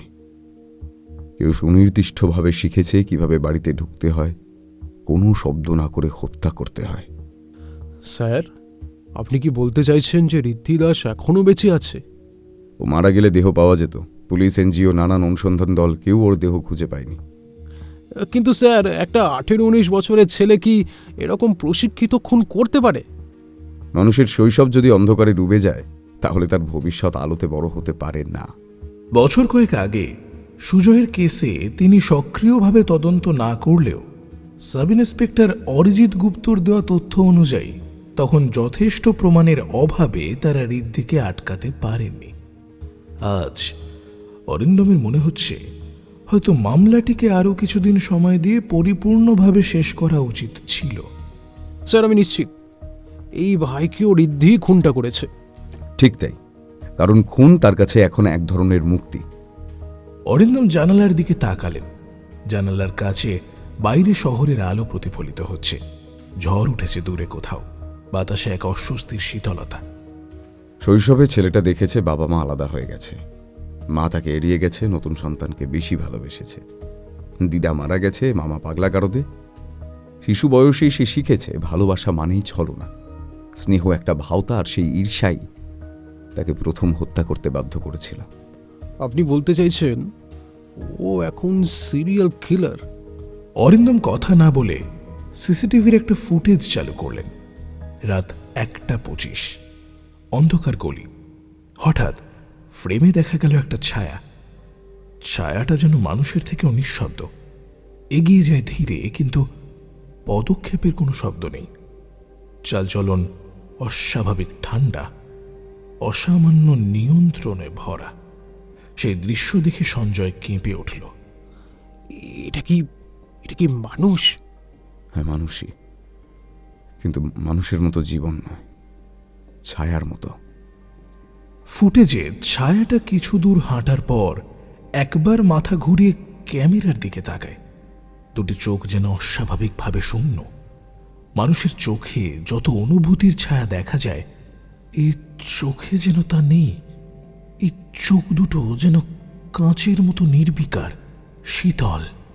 স্যার, এ তো মনুষ্যত্বহীন চোখ। এটা সেই ছেলের চোখ যে একদিন নিজের ভাইকে হত্যা করেছিল। তাহলে নিশ্চিত এটাই ঋদ্ধি? নিশ্চিত তো বলতে পারছি না, কিন্তু এরকম আচরণ, এরকম চালচলন একদম ঋদ্ধির মতো। কিন্তু আমরা মুখ শনাক্ত করতে পারছি না যে। ক্যামেরা তো একেবারে ঝাপসা করে দিয়েছে। সুনির্দিষ্টভাবে মুখ আড়াল করার একটা বিশেষ কৌশল আছে। হুডি বা মাস্ক নয়, হাঁটার কোণ, আলো থেকে দূরে থাকা, এমনভাবে মাথা নত রাখা যাতে আলো কখনো মুখে না পড়ে। এটা কোনো কিশোরের শেখা কৌশল নয়, একজন প্রশিক্ষিত মানুষই এমনটা জানে। তাহলে ও কোথায় ছিল এতদিন ধরে? সেটা খুঁজতে পারলে কেসটা খুলে যাবে, কিন্তু আমার মনে হচ্ছে ও শহরেই আছে, মানুষের মাঝে, ছায়ার মধ্যে, রাতের অন্ধকারে। স্যার, আপনি বলছেন ও আবার খুন করতে পারে? প্রথম খুন সাধারণত আবেগে হয়, দ্বিতীয় খুন হয় তীব্র প্রতিশোধের আগুনে পুড়ে, তবে তৃতীয় খুন থেকে জন্ম হয় সিরিয়াল প্রবৃত্তি। ঋদ্ধি তার তৃতীয় শিকার খুঁজছে। শহর জুড়ে ছড়িয়ে পড়ল আতঙ্ক। বিভিন্ন এলাকায় রাতের বেলায় অদ্ভুত ছায়ামূর্তি দেখার কথা বলছে লোকজন। অদ্ভুত ব্যাপার হলো, কেউই তার মুখ দেখেনি। সিসিটিভি ফুটেজ যা দেখাচ্ছিল তা শুধু আতঙ্ককে আরো গভীর করে দিচ্ছিল। রাতে অরিন্দম তার কেবিনে বসে কেস ফাইলগুলো উল্টে পাল্টে দেখছিলেন। তিনি যেন অতীতের প্রত্যেকটি শব্দ শুনতে পাচ্ছেন। তনুশ্রীর কান্না, সৌগতর চিৎকার, ঋদ্ধির দিদার উদ্বেগ আর তার নীরবতা। তিনি একবার নিজের মনেই বললেন, ঋদ্ধি, তুমি কোথায়? তোমাকে থামতে হবে। তুমি আর কারোর প্রাণ নিও না। দরজায় হঠাৎ একটা টোকা। সঞ্জয় ভেতরে ঢুকল। স্যার, এই খুনের আগে একটি সিসিটিভি ক্যামেরা ছায়াটিকে ধরেছে আরও ক্লিয়ারভাবে। আপনি কি একবার দেখবেন নাকি? হ্যাঁ, দেখাও। সঞ্জয় ল্যাপটপে সেই ফুটেজটি চালালো। একটা অন্ধকার গলি, দূরে ছায়ামূর্তি দাঁড়িয়ে, মনে হবে যেন সে অপেক্ষা করছে। হঠাৎ মাথা তুলে ক্যামেরার দিকে সে তাকালো। আলো তার মুখে পড়ল না, অথচ গালের এক পাশ ঝাপসা হয়ে প্রকাশ পেল একটি দাগ, একটি ছোট কাটার দাগ। অরিন্দমের নিঃশ্বাস হঠাৎ থেমে যায়। পুরনো ফাইলের কাগজগুলো চোখের সামনে ঘুরতে লাগল। সুজয়ের ঘরের জানালার পাশে যে রক্তের দাগ মিলেছিল তা ছিল ঋদ্ধির। সেই জানালা যেখানে সে ছোট্ট সুজয়কে নিয়ে পালানোর সময় তার গালের এক পাশে আঘাত লাগে। অতি পরিচিত স্থান, কিন্তু আজ তা যেন এক অদৃশ্য আতঙ্কের আড়ালে ভেসে উঠল। অরিন্দম চিৎকার করে উঠলেন, এই দাগ ঋদ্ধির, এটা ওই ঋদ্ধি দাস ফিরে এসেছে। আর এবারও ছায়া নয়, একটা ঝড়। থানার দোতলার রুমের আলোটা ইচ্ছে করেই কম জ্বালানো হয়েছে। বাইরে জানালার ধারে সারি সারি অশ্বত্থের পাতা তীব্র বাতাসে দুলছে। বৃষ্টির গন্ধে ভিজে আছে ঘরের বাতাস। মেঝেতে ছড়ানো কয়েকটি ফটো, রিপোর্ট, সিসিটিভির প্রিন্ট, সব মিলিয়ে এক অদ্ভুত অস্থিরতা ছড়িয়ে আছে। ইন্সপেক্টর অরিন্দম বেশ কিছুক্ষণ ধরে চুপচাপ দাঁড়িয়ে রইলেন জানালার সামনে। তার সামনে একটা অদৃশ্য অস্বস্তি। কিছু যেন ঠিকমতো মাথায় আসছে না, অথচ ঠিক সামনে দাঁড়িয়ে থাকা সত্যিটা তাকে ছুঁয়ে যাচ্ছে বারংবার। এমন সময় দরজায় টোকা। একজন মহিলা ভেতরে এসে ঢুকলেন। অপরাধ মনস্তত্ত্বের বিশেষজ্ঞ ডক্টর মানসী মুখার্জি। উচ্চতা মাঝারি, চোখ দুটো গভীর, আত্মবিশ্বাসী। চোখে মোটা ফ্রেমের চশমা আর বয়স 40-এর একটু বেশি। আচরণ যথেষ্ট শান্ত, কিন্তু চোখ দেখলেই বোঝা যায় মানুষের মনস্তত্ত্বের অন্ধকারতম গোলকধাঁধা তিনি বারবার পাড়ি দিয়েছেন। অরিন্দম বললেন, ধন্যবাদ ডক্টর। হঠাৎ করে এভাবে ডাকলাম, অসুবিধা হলো না তো? অপরাধী যদি হঠাৎ রাতের অন্ধকারে কাজ করে, তখন মনস্তত্ত্ববিদকে তো এমন করেই হঠাৎ ডাকা উচিত। বলুন, কোথা থেকে শুরু করব? অরিন্দম টেবিলের ওপর থাকা ছোটবেলার ঋদ্ধির ছবিটি এগিয়ে দিয়ে বললেন, এই ঘটনাটা আমাদের আবার সেই পুরনো রহস্যের কাছে টেনে এনেছে। ঋদ্ধি দাস, সে কি সত্যি ফিরে আসতে পারে? মানসী কিছুক্ষণ ছবিটার দিকে তাকিয়ে রইলেন। তার চোখে গাঢ় চিন্তার ভাঁজ নেমে এলো। একটা কথা জানেন ইন্সপেক্টর, মানুষ যতটা দেখে তার থেকেও হুমকি লুকিয়ে থাকে অদেখা স্মৃতিতে। এই ছেলেটি অর্থাৎ ঋদ্ধি সেই স্মৃতির গভীরে বন্দী। তার শৈশব আসলে একটা ভাঙা আয়না। সেই আয়নায় বারবার নিজের ছিন্ন ভিন্ন ছবি দেখেছে। খোলসা করে বলবেন? একটা শিশুর প্রথম অ্যাটাচমেন্ট ফিগার তার মা। মা যদি তার প্রথম নিরাপত্তা ভেঙে দেয়, তাহলে শিশুর মস্তিষ্কে জন্ম নেয় এক গভীর অ্যাটাচমেন্ট ট্রমা। মমতা আর বিশ্বাস মিলিয়ে তার মাথায় গড়ে ওঠে এক অদৃশ্য ক্ষুধা, যা সে কোনোদিনও পূরণ করতে পারে না।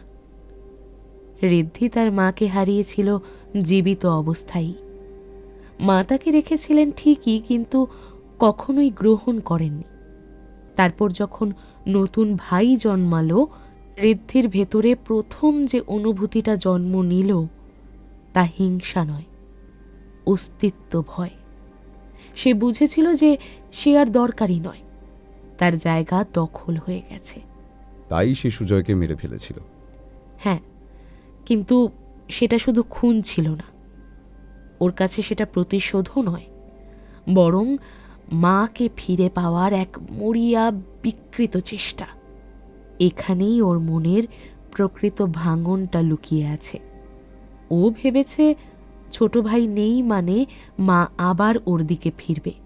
কিন্তু তার মা তো আর ফিরে তাকায়নি, ঋদ্ধি তো পালিয়েছিল। এটাই সবচেয়ে বড় ট্রমা।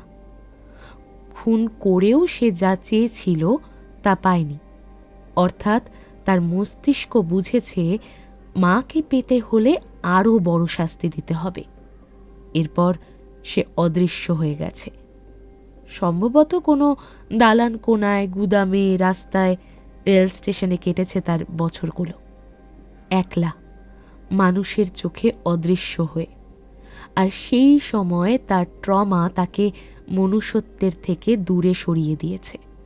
সে এখন খুনি, অভ্যাসগত খুনি। না ইন্সপেক্টর, এটা কোনো সাধারণ অপরাধীর জন্ম নয়। ঋদ্ধি কোনো সিরিয়াল কিলার নয় যেভাবে আমরা সাধারণত ব্যাখ্যা করি।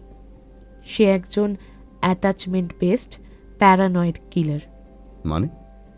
মানে তার মনের ভেতরে দুটি সত্তা আছে। একটা সেই ছোট্ট ঋদ্ধি যে মাকে চায়, আরেকটা সেই অন্ধ শূন্যতা যা বলে যে আমাকে ভালোবাসবে না তাকে আমি শাস্তি দেব। আর এই দুইয়ের লড়াই থেকেই জন্ম হয়েছে হত্যাকারী ঋদ্ধির। সে ভালোবাসাকে ব্যথা আর মৃত্যু হিসেবে দেখে, তাই তার কাছে হত্যা হলো মনস্তাত্ত্বিক মুক্তি, একটা ধ্বংসাত্মক ভাষা যার মাধ্যমে সে বলতে চায় যে মা, আমি আছি, আমাকে ভুলে যেও না। তাহলে সে দ্বিতীয় খুনটা কেন করেছে? এই শিশুটি তার আরেক প্রতীক। ঋদ্ধির কাছে একজন শিশুর অর্থ হল মায়ের মমতা, যে ভালোবাসা সে পায়নি। তাই সে এই প্রতীকগুলোকে ধ্বংস করছে যাতে নিজের অতীতকে মুছে ফেলতে পারে। তাহলে সে কি আবার ফিরে আসবে? হ্যাঁ, সে অবশ্যই ফিরবে, কারণ এই হত্যাগুলো তার জন্য অসম্পূর্ণ বার্তা। সে এখন তার মাকে খুঁজছে, তার মা তনুশ্রী দাসকে। সে মনে করছে মা যেন শাস্তি পায়, মাকে হারানোর ভয় দেখাতে চায় সে। শেষ পর্যন্ত তার মনে তৈরি হবে একটাই লক্ষ্য, মাকে মেরে ফেলা। মাকে? হ্যাঁ, ঋদ্ধির কাছে সবচেয়ে বড় অপরাধী তার মা, যে তাকে নিজের কাছ থেকে সরিয়ে দিয়েছে, যে তাকে দেখেনি, যে অন্য সন্তানকে বেশি ভালোবাসা দিয়েছে। ঋদ্ধি চাইছে তার এই ব্যথা মা যেন অনুভব করে, ঠিক ততটাই তীব্রভাবে যতটা সে সারা জীবন করেছে। আসলে কি জানেন তো ইন্সপেক্টর, মানুষের মনের অন্ধকার অংশগুলো যখন জেগে ওঠে তখন তারা যুক্তি মানে না, থামতেও জানে না। ঠিক তেমনই ঋদ্ধিও থামবে না যতক্ষণ না সে মনে করে যে মা তার অনুভূতির সমান ব্যথা পেয়েছে। মানে সে এখন তনুশ্রীর দিকে এগোচ্ছে? হ্যাঁ অফিসার, খুব কাছে এবং খুব দ্রুত। বাইরে বিকেলের আকাশ কালো হয়ে এসেছে। অরিন্দম স্তব্ধ হয়ে শুধু টেবিলে রাখা ফাইলগুলোর দিকে তাকিয়ে রয়েছেন। তার চোখে শুধু একটি দৃশ্য ভাসছে, ঋদ্ধির সেই শূন্য অদ্ভুত চোখ। তার চোখে আপনি শূন্যতা দেখেছেন, আমি দেখেছি ক্ষুধা, মায়ের স্নেহের ক্ষুধা, যা আজ রূপ নিয়েছে প্রতিশোধের তীব্র আগুনে। অরিন্দম চেয়ার ছেড়ে উঠে দাঁড়িয়ে পড়লেন। চোখে এক মুহূর্তে স্পষ্ট হয়ে উঠল পরিস্থিতির ভয়াবহতা। আমাদের তনুশ্রীকে নিরাপত্তা দিতেই হবে। ওই ছেলে এখন যে কোনো মুহূর্তে কিছু করে উঠতে পারে। কিন্তু তাড়াতাড়ি করুন, কারণ আমার বিশ্লেষণ আজ নয়তো কাল ঋদ্ধি তার মাকে শেষ করতে আসবে। আর তখন এই শহরে নেমে আসবে আরও একটি অন্ধকার রাত, এমন একটা রাত যার ছায়া সকাল পর্যন্ত কাটবে না। যে ছেলেটি একদিন তার মাকে ফিরে পেতে খুন করেছিল, আজ সে তার মাকেই খুন করতে আসবে। তার পায়ের বুটের আওয়াজ দূরে মিলিয়ে গেল ক্রমশ, কিন্তু কথার ভার যেন ঘরে পড়ে রইল। মানুষই জানলার দিকে তাকালেন। দূরে কোথাও এক ঝলক ছায়া যেন হঠাৎ নড়ে উঠল।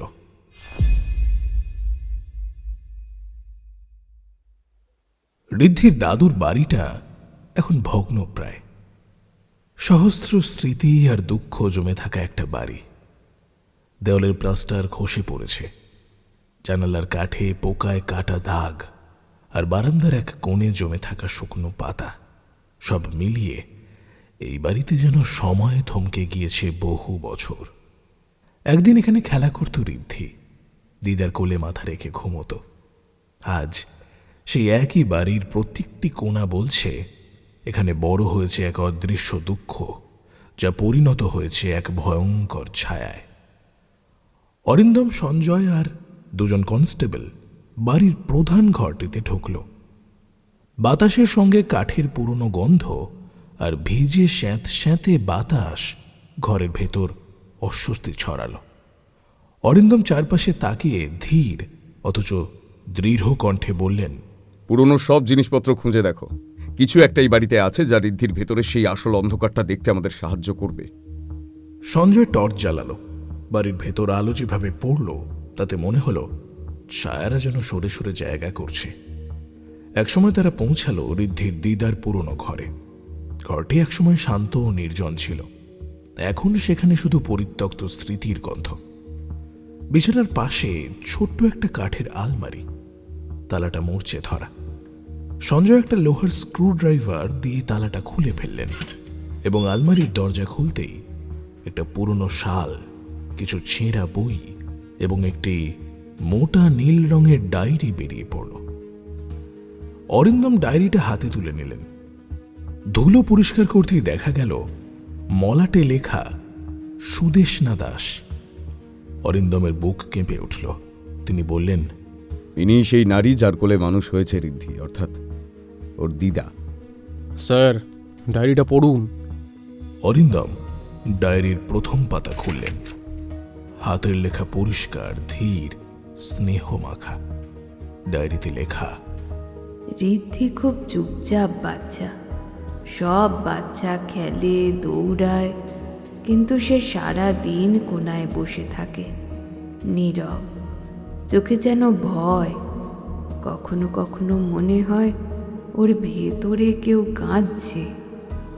মনে হচ্ছে তিনি বহুদিন আগেই ওর মনের ব্যথার কথা টের পেয়ে গেছিলেন। অরিন্দম পরের পাতা উল্টালেন। তাতে লেখা, আজ ঋদ্ধি আমাকে জিজ্ঞেস করল, দিদা, আমাকে মা কেন ভালোবাসে না? আমি ওকে জড়িয়ে ধরে বললাম, তোর মা তোকে ভালোবাসে। কিন্তু সে মাথা নেড়ে বলল, না, মা আমাকে দেখে না। মা শুধু ফোনে কথা বলে, সাজগোজ করে, অফিস করে। আমি ডাক দিলে রাগ করে। আমি ভুল করেছি নাকি? আমি কি তার ছেলে নই? ঋদ্ধির কথা শুনে আমার গলা আটকে গেল। ওর চোখে যা দেখলাম তা কোনো সাধারণ অভিমান নয়, এ এক ভাঙনের শুরু। শ্বাস নিলেন অরিন্দম। তিনি যেন নিজের চোখের সামনে সেই ছোট্ট ছেলেটাকে দেখতে পাচ্ছিলেন, চুপচাপ, নিঃসঙ্গ আর স্নেহের ক্ষুধায় শুকিয়ে যাওয়া একটা মুখ। স্যার, একটা বাচ্চার জন্য এগুলো কতটা বিধ্বংসী হতে পারে ভাবলেই বুকটা কেঁপে ওঠে। অরিন্দম আর কথা বলতে পারলেন না। তিনি চুপ করে ডায়েরির পাতা উল্টালেন। এবার পড়লেন তিনি। তাতে লেখা, আজ ঋদ্ধি আমায় বলল, দিদা, আবার মায়ের পেটের ভেতর বাচ্চা এসেছে। ওর কণ্ঠে হিংসা নয়, ছিল ভয়। ও বলল, ভাইটা কেন আসছে? এলে মা কি আমাকে আর দেখবে না? আমি ভরসা দিলাম। ওকে বললাম, মা দুজনকেই সমান ভালোবাসবে। কিন্তু ওর চোখে দেখলাম সেই বিশ্বাস নেই। ওর মনের ভেতরে আমি প্রথমবার ঝড়ের আভাস দেখলাম। অরিন্দম টেবিলে হাত রাখলেন। তার মুঠো শক্ত হয়ে আছে। ডক্টর মানুষই ঠিকই বলেছেন, এটা ট্রমার জন্ম কথা। স্যার, শেষের পাতাগুলো একবার দেখি। অরিন্দম ডায়েরির শেষ কটি পাতা উল্টালেন। হাতে লেখনি দেখতে কেমন যেন কাঁপা, অস্থির। শেষের পাতাগুলোয় লেখা, আজ আচমকা দেখলাম ঋদ্ধি রান্নাঘর থেকে একটা ছুরি এনে আমার সামনে দাঁড়িয়ে আছে। আমি জিজ্ঞেস করলাম, এই ছুরি নিয়ে কি করছিস? সে বলল, কিছু না দিদা, ছুরিটা দেখতে ভালো লাগে। আমি বললাম, ছুরি খেলার জিনিস নয়, দে আমাকে। ও ছুরিটা ঘুরিয়ে ঘুরিয়ে দেখছিল। ওর মুখে কোনো অভিব্যক্তি নেই, চোখ দুটো অদ্ভুত শান্ত অথচ ভয়ঙ্কর। আমি কোনোদিনও মানুষের চোখে এমন শান্তি দেখিনি, যেখানে ভেতরে আগুন জ্বলছে। ঋদ্ধির চোখ দেখে আজ প্রথমবার মনে হলো ও হয়তো বিপদে পড়েনি, কিন্তু নিজেই একদিন বিপদ হয়ে উঠবে। এক মুহূর্তে ঘর নিস্তব্ধ। বাইরে বাতাসে জানলার কাঁচ দুলছিল। কোথাও একটা পাখি ডাকলো, দূরে কোথাও কুকুরের আর্তনাদ শোনা গেল। এই ডায়েরি এটাই প্রমাণ করে যে ঋদ্ধির ভেতরে সেই আগুন বহুদিন ধরে জ্বলছে, বহু আগে থেকে। হ্যাঁ, তার দিদা বুঝতে পেরেছিলেন, কিন্তু কেউ গুরুত্ব দেয়নি। তিনি চেয়ার থেকে উঠে ঘরের চারিদিকে হাঁটছিলেন। হঠাৎ দরজার পাশে দাঁড়িয়ে থাকা কাঠের দাগে চোখ গেল তার। ছোট্ট ছোট্ট খাঁচার মতো দাগ। এটা কি? স্যার, এটা তো ছুরি দিয়ে করা মনে হচ্ছে। ঋদ্ধি এই বাড়িতে কতটা সময় কাটিয়েছে কেউ জানতো না, কিন্তু দেওয়ালগুলো জানতো। ঋদ্ধির ছায়া এই বাড়িতে আজও রয়ে গেছে। সঞ্জয় চুপ করে দাঁড়িয়ে রইল। অরিন্দম আবারও ডায়েরির শেষ পাতায় তাকালেন। ওই কাঁপা লেখাগুলো যেন হঠাৎ করে জীবন্ত হয়ে উঠেছে। তিনি টেবিলে হাত রেখে বললেন, এই ডায়েরি শুধু একটা নথি নয়, এটা ঋদ্ধির মনস্তত্ত্বের ব্লু প্রিন্ট। স্যার, এরপর কি? এখন আমরা নিশ্চিত ঋদ্ধির হত্যার পথ তৈরি হয়েছিল বহু বছর আগে, আর এখন সে সেই পথ ধরে এগোচ্ছে তার শেষ লক্ষ্যের দিকে। আচ্ছা, এর পরবর্তী শিকার কি? তার মানে তার মা? হ্যাঁ, পরবর্তী শিকার তার মা তনুশ্রী দাস। সে ইতিমধ্যেই তার দিকে এগোচ্ছে। ঘরের বাতাস মুহূর্তেই ভারী হয়ে উঠল। শহরের অন্ধকারে কোনো কোনো ছায়ারা থাকে, যারা জনসমুদ্রেও অদৃশ্য। তাদের কেউ দেখে, কেউ দেখে না। তাদের পদচারণা নিঃশব্দ। তাদের অস্তিত্ব অস্বীকার করা যায় না, আবার প্রমাণ করাও যায় না। গত কয়েক সপ্তাহ ধরে শহর জুড়ে একটি অদ্ভুত গুজব ছড়িয়ে পড়েছে। রাতের বেলায় রেল স্টেশনের বিভিন্ন প্ল্যাটফর্মে একজন অচেনা কিশোরকে নিখোঁজ বা পথচ্যুত শিশুদের সঙ্গে দেখা যায়। তাদের সে খাবার দেয়, গল্প শোনায়, কখনো আবার ছোটখাটো খেলনা ধরিয়ে দেয় হাতে। কারোর চোখে সে স্বপ্নের মতো, কারোর চোখে আবার দুঃস্বপ্ন। আর ঠিক এই বিষয়টাই অরিন্দমের মনে সন্দেহের শিখাকে আর উস্কে দিল। কারণ ডক্টর মানসী বলেছিলেন ঋদ্ধি ফিরে আসছে এবং তার পরবর্তী টার্গেট তার মা তনুশ্রী। কিন্তু তার আগে কি সে কোনো চিহ্ন রেখে যাচ্ছে, কোনো পূর্বাভাস? আর সে কারণেই এক রাতে অরিন্দম সোজা গিয়ে গড়িয়া রেল স্টেশনের উদ্দেশ্যে রওনা দিলেন। রাত 11:30। প্ল্যাটফর্মের আলো ম্লান, কোথাও ইঁদুর দৌড়ে যাচ্ছে। এক দুজন চাওয়ালা গুটিয়ে নিচ্ছেন তাদের সামগ্রী। বাতাসে তেলের গন্ধ, ধোঁয়া আর ক্লান্ত মানুষের অস্পষ্ট কোলাহল। সঞ্জয়, অন্য পাশটা দেখো। আমি প্ল্যাটফর্ম ধরে সোজা হেঁটে যাচ্ছি। সঞ্জয় মাথা নাড়ল এবং অরিন্দম ধীর পায়ে এগিয়ে গেলেন। যতই সামনের দিকে তিনি যাচ্ছিলেন, ততই শব্দ ক্ষীণ হচ্ছে, আর হাতে ধরা টর্চের আলো লম্বা হয়ে ছায়া ফেলছে। হঠাৎ প্ল্যাটফর্মের শেষ মাথা থেকে একটা ক্ষীণ শিশু স্বর ভেসে এলো। অরিন্দম থমকে দাঁড়ালেন, ধীরে ধীরে ঘুরে টর্চের আলো ফেললেন সেই দিকে এবং দেখতে পেলেন একটি শীর্ণ, হাড় জিরজিরে ছেলের দল। মোটামুটি 5-6 জন মাটিতে বসে ভাত খাচ্ছে, আর তাদের সামনে একটা ছোট্ট টিফিন বক্স এবং তার পাশেই বসে আছে এক অচেনা যুবক। টর্চের আলো পড়তেই সে মাথা তুলল। অরিন্দমের বুক যেন ধক করে উঠল। সেই যুবকের চোখ দুটো অস্বাভাবিক গভীর, যেন কোনো আলো সেখানে পৌঁছয় না। চুল লম্বা, এলোমেলো, মুখে কোনো অভিব্যক্তি নেই। আছে কেবল একরাশ ঠান্ডা অদম্য শূন্যতা। তবুও তার ভেতর এক অদ্ভুত কোমলতা, যেইভাবে সে ওই শিশুগুলোকে ভাত তুলে দিচ্ছে। সে ধীরে ধীরে উঠে দাঁড়ালো। বাচ্চারা চুপ করে তাকিয়ে রইল। এক মুহূর্তের নিস্তব্ধতা, আর তারপরে সে নিজে থেকেই বলল, আপনি আমাকে খুঁজছেন তাই না? অরিন্দমের হাতে টর্চ একটু কেঁপে গেল। তিনি কিছু বলার আগেই সে যুবক তার দিকে এগিয়ে এলো, বলল, আপনি অনেক দিন ধরেই খুঁজছেন, অবশেষে পেলেন। তোমার নাম ঋদ্ধি? নাম নাম দরকার হয় তাদের যাদের একটা ঘর আছে, যাদের মা রাতে তাদের মাথায় হাত বুলিয়ে দেয়। আমার তো সেই সব নেই। তোমার মা এখনো বেঁচে আছে? মা? তিনি তো আমাকে ভুলে গেছেন। দুঃখ পেলে মানুষ ভোলে না, কিন্তু সুখ পেয়ে গেলে তারা যে ছায়াকে ভুলে যায়। তোমার মধ্যে যা চলছে তা কিন্তু ভয়ানক। তুমি অপরাধ করেছো, সেটা কি তুমি জানো? মাকে শাস্তি দিতে হবে। অরিন্দমের হাত বন্দুকের দিকে গেল, কিন্তু তিনি বন্দুক বের করলেন না। তার সামনে দাঁড়িয়ে আছে এক যুবক যে অপরাধী, তবুও অসহায়। আমি ছায়া, মায়ের ছায়া। মা ছায়াকে ভুলে গেছে। এবার ছায়া তাকে তার করা ভুলের সব হিসেব মনে করিয়ে দেবে। কোন ভুল? তোমাকে ফেলে রেখেছিল বলে? ফেলে রাখা তো শুরু, শেষটা তো অন্য। ঋদ্ধি, তুমি যা করছো তা কিন্তু তোমাকে শেষ করে দেবে। এই যে তুমি চলো আমার সঙ্গে, আমি কথা দিচ্ছি কেউ তোমাকে মারবে না।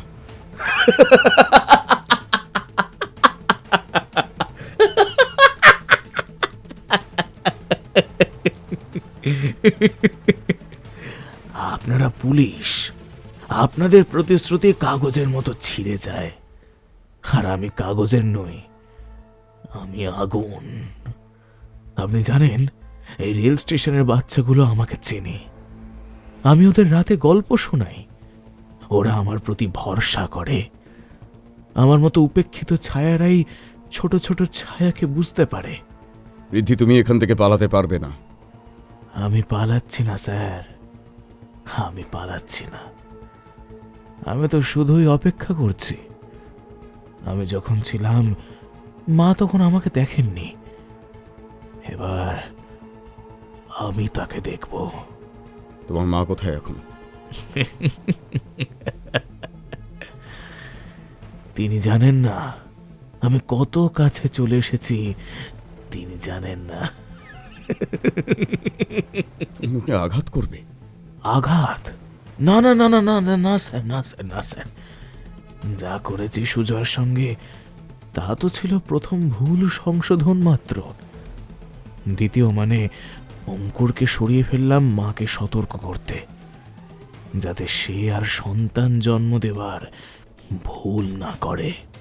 ঋদ্ধি, তোমার সাহায্য লাগবে। তুমি ভয়ানক ভুলের দিকে এগোচ্ছ। আমি সাহায্য করতে পারি। আপনি পারবেন না স্যার, আপনি পারবেন না।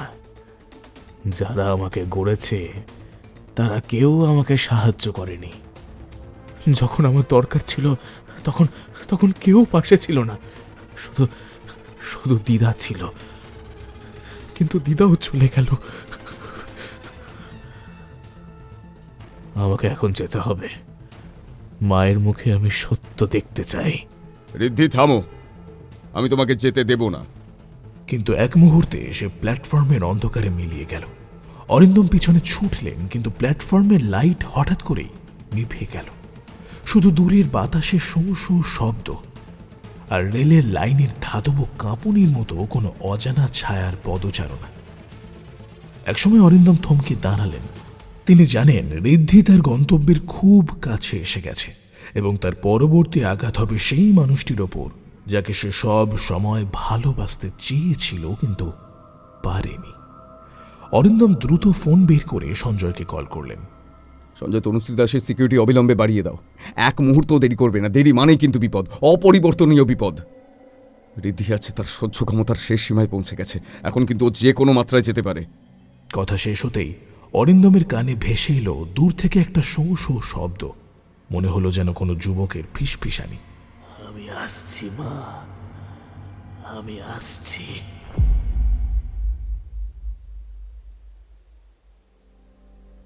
তনুশ্রী দাসকে এখন তার নিজস্ব ফ্ল্যাটেই পুলিশ প্রোটেকশনে রাখা হয়েছে। দরজার বাইরে দুজন সশস্ত্র কনস্টেবল, চারিদিকে সিসিটিভির নজরদারি, সবকিছুই যেন এক অদৃশ্য বর্ম তৈরি করে রেখেছে তাকে ঘিরে। এই মুহূর্তে তনুশ্রী কারুর চোখে অপরাধী নন, তিনি কেবল এক ভেঙে পড়া মা, যার প্রথম সন্তানের ব্যর্থ শৈশব আজ পরিণত হয়েছে বিপদজনক অন্ধকারে।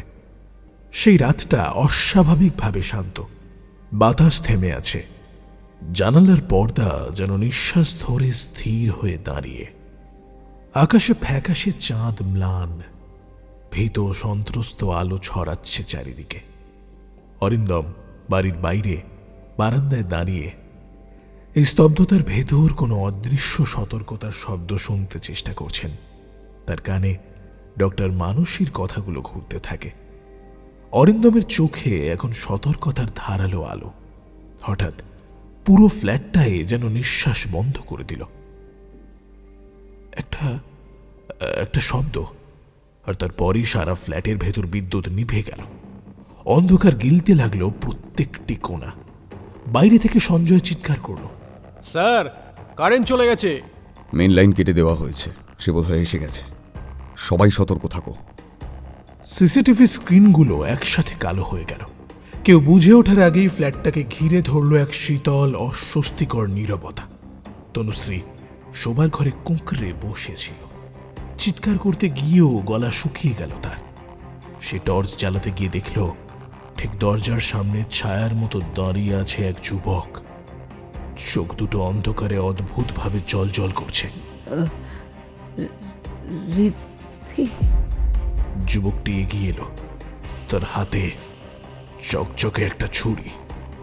ধার দিয়ে আলো প্রতিফলিত হয়ে ঘরে এক অদ্ভুত ধাতব আভা তৈরি করছে, কিন্তু তার চোখে নেই শিকারীর বর্বরতা, আছে কেবল এক গভীর যন্ত্রণা। মা, তুমি আমাকে ভালোবাসোনি? না বাবু, না, তা নয়। আমি তুমি কখনো আমাকে জড়িয়ে ধরনি, আমাকে কখনো মুখ ফুটে বলনি যে তুমি আমাকে ভালোবাসো। বরং ভাইদের বেলায় ওদের তুমি সব সময় আগলে রেখেছ, সব দেওয়ার চেষ্টা করেছ। হাসি, আদর, দুধের বোতল থেকে শুরু করে তোমার সমস্ত সময়। হ্যাঁ, আমি কি ছিলাম? এক ভুল, এক বোঝা, এক ছায়া। আমি সত্যি ভুল করেছি, তোমাকে আমি যথেষ্ট আদর দিতে পারিনি, আমাকে ক্ষমা করো, দয়া করে ক্ষমা করে দাও বাবু। ঋদ্ধি থমকে গেল, ক্ষমা করে দাও। তার হাতের ছুরি নিচে নেমে এলো কিছুটা। এর মাঝে অরিন্দম দরজার দিক দিয়ে দৌড়ে এলেন। ঋদ্ধি, ছুরি নামাও। এটা তুমি নাও, এটা তোমার যন্ত্রণা কথা বলছে।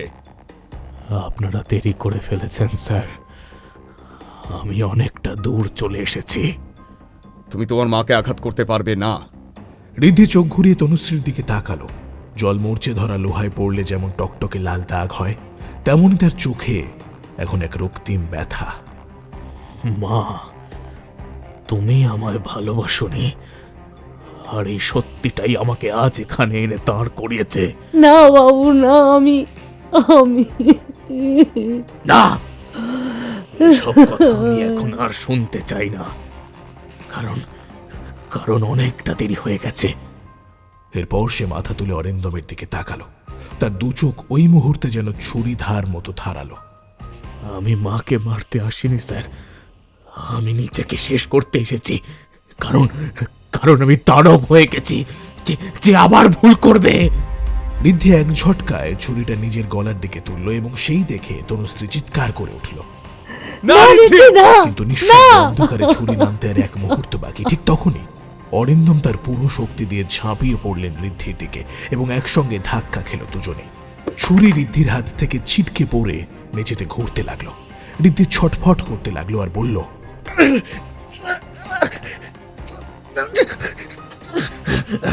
আমাকে ছাড়ুন, ছাড়ুন আমাকে, আমি বাঁচতে চাই না। আমি দানব, আমাকে থাকতে দেবেন না, আমাকে থাকতে দানব নও ঋদ্ধি, তুমি শুধু ভেঙে গেছো। যা করা হয়েছে তোমার সঙ্গে সেটাই দানবীয়। আমি বাঁচতে চাই না স্যার, আমাকে ছেড়ে দাও, আমাকে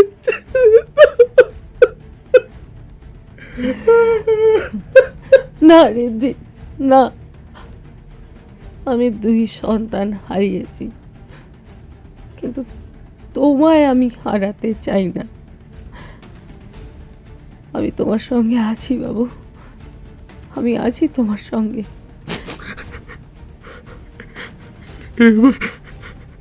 এবার কি আমাকে ভালোবাসবে মা?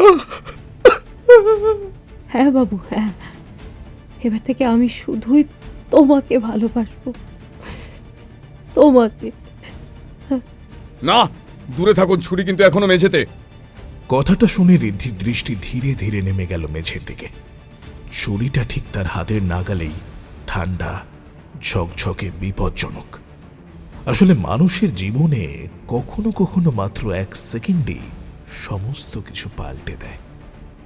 ঋদ্ধির সামনে এখন সেই 1 সেকেন্ড দাঁড়িয়ে। সে কি ঝাঁপাবে ছুরির দিকে, নাকি বহু বছরের অভিমান ভেঙে মায়ের বুকে আশ্রয় খুঁজবে?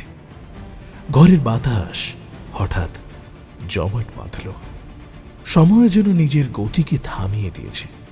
অন্ধকারের আবরণ কাটল না, তবুও মনে হলো চারপাশে কেউ নিঃশ্বাস পর্যন্ত নিতে পারছে না। আর ঠিক সেই মুহূর্তেই হঠাৎ সার্চলাইটের তীব্র আলো ছুঁয়ে গেল জানালার ফাঁক গলে। পরের সেকেন্ডেই দরজা ঠেলে দৌড়ে ভেতরে ঢুকে পড়ল 2 জন কনস্টেবল। আলোয় ঋদ্ধির মুখ স্পষ্ট হয়ে উঠল, একটা মুখ যেখানে দানব আর শিশুর কান্না একসাথে বাস করছে। অরিন্দম শক্ত করে তাকে জাপটে ধরে বললেন, তোমাকে আমরা বাঁচাবো ঋদ্ধি, তুমি হারিয়ে যাওনি। এই প্রথমবার তুমি সঠিক জায়গায় এসেছো। আমি কি সত্যি বাঁচতে পারবো? হ্যাঁ বাবা, তুমি বাঁচতে পারবে বাবা, ভীষণ ভালোভাবে, সুন্দরভাবে বাঁচতে পারবে। আর এইবার আমরা 2 জন মিলে সুন্দরভাবে বাঁচবো বাবু। ঘরে থাকা সব বাতাস যেন ধীরে ধীরে আবারও প্রাণ ফিরে পাচ্ছে। ঋদ্ধির চোখ থেকে গড়িয়ে পড়ল একটি বড় জলবিন্দু, যেন বহু বছরের দুঃখ জমে ওঠা এক নীরব স্বীকারোক্তি। বাইরে তখন রাতের গভীর অন্ধকার। আকাশের নিচে নিঃশব্দে ভেসে গেল এক দীর্ঘ, ভারী দীর্ঘশ্বাস। আর কয়েক মুহূর্ত পর সূর্য উঠে আসবে দিগন্তে। শেষ হবে এক যন্ত্রণার কালো অধ্যায় এবং জন্ম নেবে এক সম্পূর্ণ নতুন দিন। ঋদ্ধিকে গ্রেপ্তার করার পরে সবকিছু যেন একটা ঝড়ের পরের নীরবতার মতো হয়ে গেল। শহর আবারও স্বাভাবিক ছন্দে ফেরে। রাস্তাঘাটে স্বাভাবিক মানুষের হাঁটা চলা, দোকানপাট খোলা, চায়ের দোকানে হাসাহাসি, সব চলছে আগের মতো। কিন্তু কেউ জানে না এই স্বাভাবিকতার পেছনে লুকিয়ে রয়েছে এক ছেলের চিৎকার, যে শিশুকাল থেকে পাওয়া ব্যথার প্রতিধ্বনি হয়ে শহরের বুকে এঁকে দিয়েছিল রক্তের রেখা। ঋদ্ধিকে পুলিশের গাড়িতে তুলে নিয়ে যাওয়া হয়েছিল ভোরবেলায়। তার চুল এলোমেলো, কিন্তু তার মধ্যে ছিল না কোনো উন্মত্ততা, ছিল না কোনো নিষ্ঠুরতার উল্লাস, ছিল শুধুই ক্লান্তি, এক গভীর অপরিমেয় ক্লান্তি। কয়েকদিনেই আদালত তাকে মানসিক মূল্যায়নে পাঠানোর নির্দেশ দেয়। আর এরপরেই শুরু হয় ঋদ্ধির নতুন অধ্যায়। রেমিডিয়াল মানসিক পুনর্বাসন কেন্দ্র। শহরের বাইরে নির্জন স্থানে একটি উঁচু প্রাচীর ঘেরা প্রতিষ্ঠান। কেন্দ্রটিতে প্রবেশের সময়তেই ঋদ্ধির চোখ দুটো ছিল অন্যমনস্ক। লোহার গেটের ভারী শব্দ চারিদিকে প্রতিধ্বনি তুলল। ডক্টর মানসী মুখার্জি সেদিনই এসে তাকে দেখলেন। হালকা নীল শাড়ি, ধীর চোখ, শান্ত কণ্ঠস্বর, যেন কারোর ভেঙে যাওয়া চিৎকার শোনার অভ্যেস তার বহুদিনের। মানসী প্রথমেই বলেছিলেন, ঋদ্ধি, আমি তোমার শত্রু নই। সবাই আমার শত্রু, আমি নিজেও আমার শত্রু। তুমি এখনো পুরোপুরি অপরাধী নও ঋদ্ধি। তুমি আহত, যাকে কেউ ভালোবাসেনি, এবং ঠিক সেই কারণেই ট্রমা তোমাকে ঠেলে দিয়েছে অন্ধকারে। ঋদ্ধি তার দিকে শুধু তাকিয়েছিল। চোখে এক মুহূর্তের জন্য জল চিকচিক করেছে, কিন্তু সে কিচ্ছু বলেনি।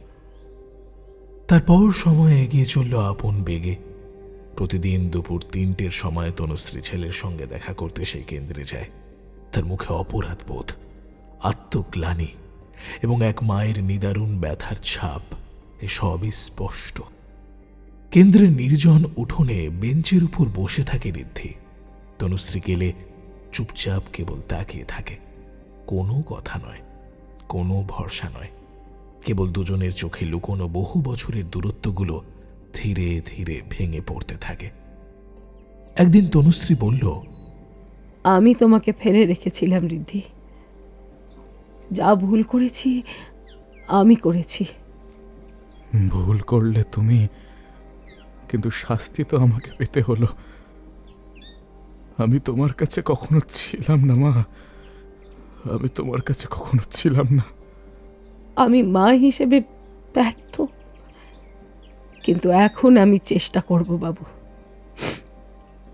তুমি চাইলে আমাকে ক্ষমা করে দিও।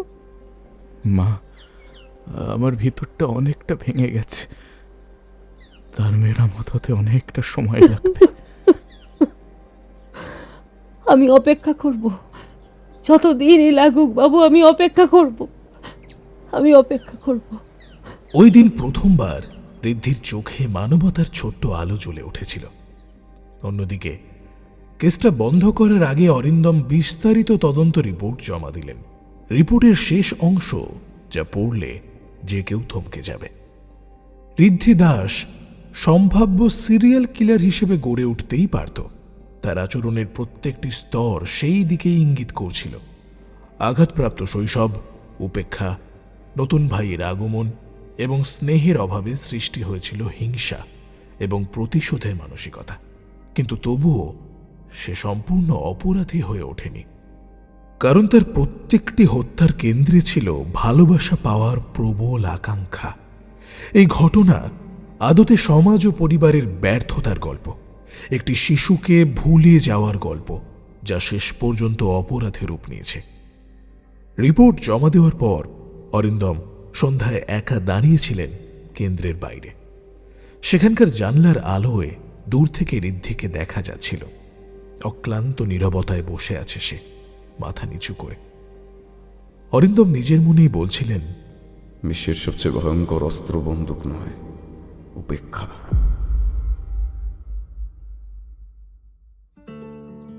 তারপর কেটে গেছে অনেকগুলো মাস। এক পরন্ত বিকেলে আকাশ ছিল সম্পূর্ণ লালচে, মেঘগুলো যেন আগুনের ঢেউ। ঋদ্ধি কেন্দ্রে নিজের ঘরের জানালার পাশে দাঁড়িয়েছিল, তার দুহাত জানালার লোহার রডের ওপর, যেন কোনো বন্দি পাখি দূরের আকাশটা দেখতে চাইছে। মানুষই সেদিন ঘরে ঢুকে বললেন, আজ তোমার মুখটা শান্ত মনে হচ্ছে ঋদ্ধি। আমি কি আবার মানুষ হতে পারবো ডক্টর দিদি? মানুষই চুপ করে দাঁড়ালেন। তিনি জানেন এই প্রশ্নের কোনো স্পষ্ট উত্তর নেই। কেউই বলতে পারে না ঠিক করে ঠিক কোন পথে মানুষ নিজেকে খুঁজে পাবে। মানুষ হওয়া মানে ভুল না করা নয় ঋদ্ধি, ভুলের মুখোমুখি হয়ে পালিয়ে না গিয়ে দাঁড়িয়ে থাকা। তুমি আজ দাঁড়িয়েছ মানে এটাই শুরু। তাহলে হয়তো পারবো, হয়তো না। ঠিক তখনই বাইরে থেকে এক দমকা বাতাস এসে জানালায় ধাক্কা খেল। আকাশে একে একে নতুন তারারা জ্বলে উঠছে, নিঃশব্দ, তবু আশার মতো উজ্জ্বল।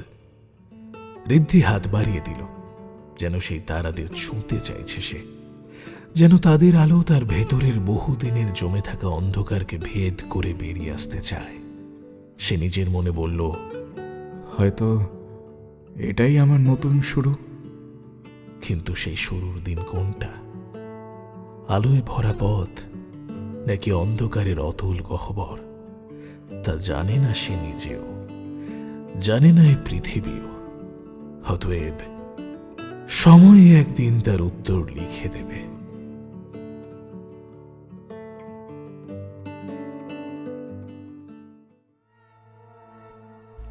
কেমন লাগলো আজকের গল্প জানাতে ভুলবেন না আপনাদের মূল্যবান কমেন্টসের মাধ্যমে। আর যদি খুব ভালো লেগে থাকে চ্যানেলটি সাবস্ক্রাইব করে পাশে থাকা বেল আইকনটি প্রেস করতে ভুলবেন না, তাতে আমরা যখনই নতুন ভিডিও আপলোড করব আপনাদের কাছে নোটিফিকেশন পৌঁছে যায়। আজকের গল্পে যারা অভিনয় করেছেন তাদের ডিটেলস দেওয়া থাকবে ডেসক্রিপশন বক্সে, চেক আউট করতে ভুলবেন না। আজকের গল্পের বেতান্নাট্য রূপ দিয়েছে দিশানি, প্রচ্ছদ অলঙ্করণে রৌনক, গল্পের শব্দ সংযোজন এবং আবহে দাস স্টুডিও। তবে আজকের জন্য এটুকুই, ফিরছি আসছে শুক্রবার আরও এক নতুন গল্পের সঙ্গে। ততক্ষণ সঙ্গে থাকুন, শুনতে থাকুন আমাদের চ্যানেল রাজদেবী 2.0।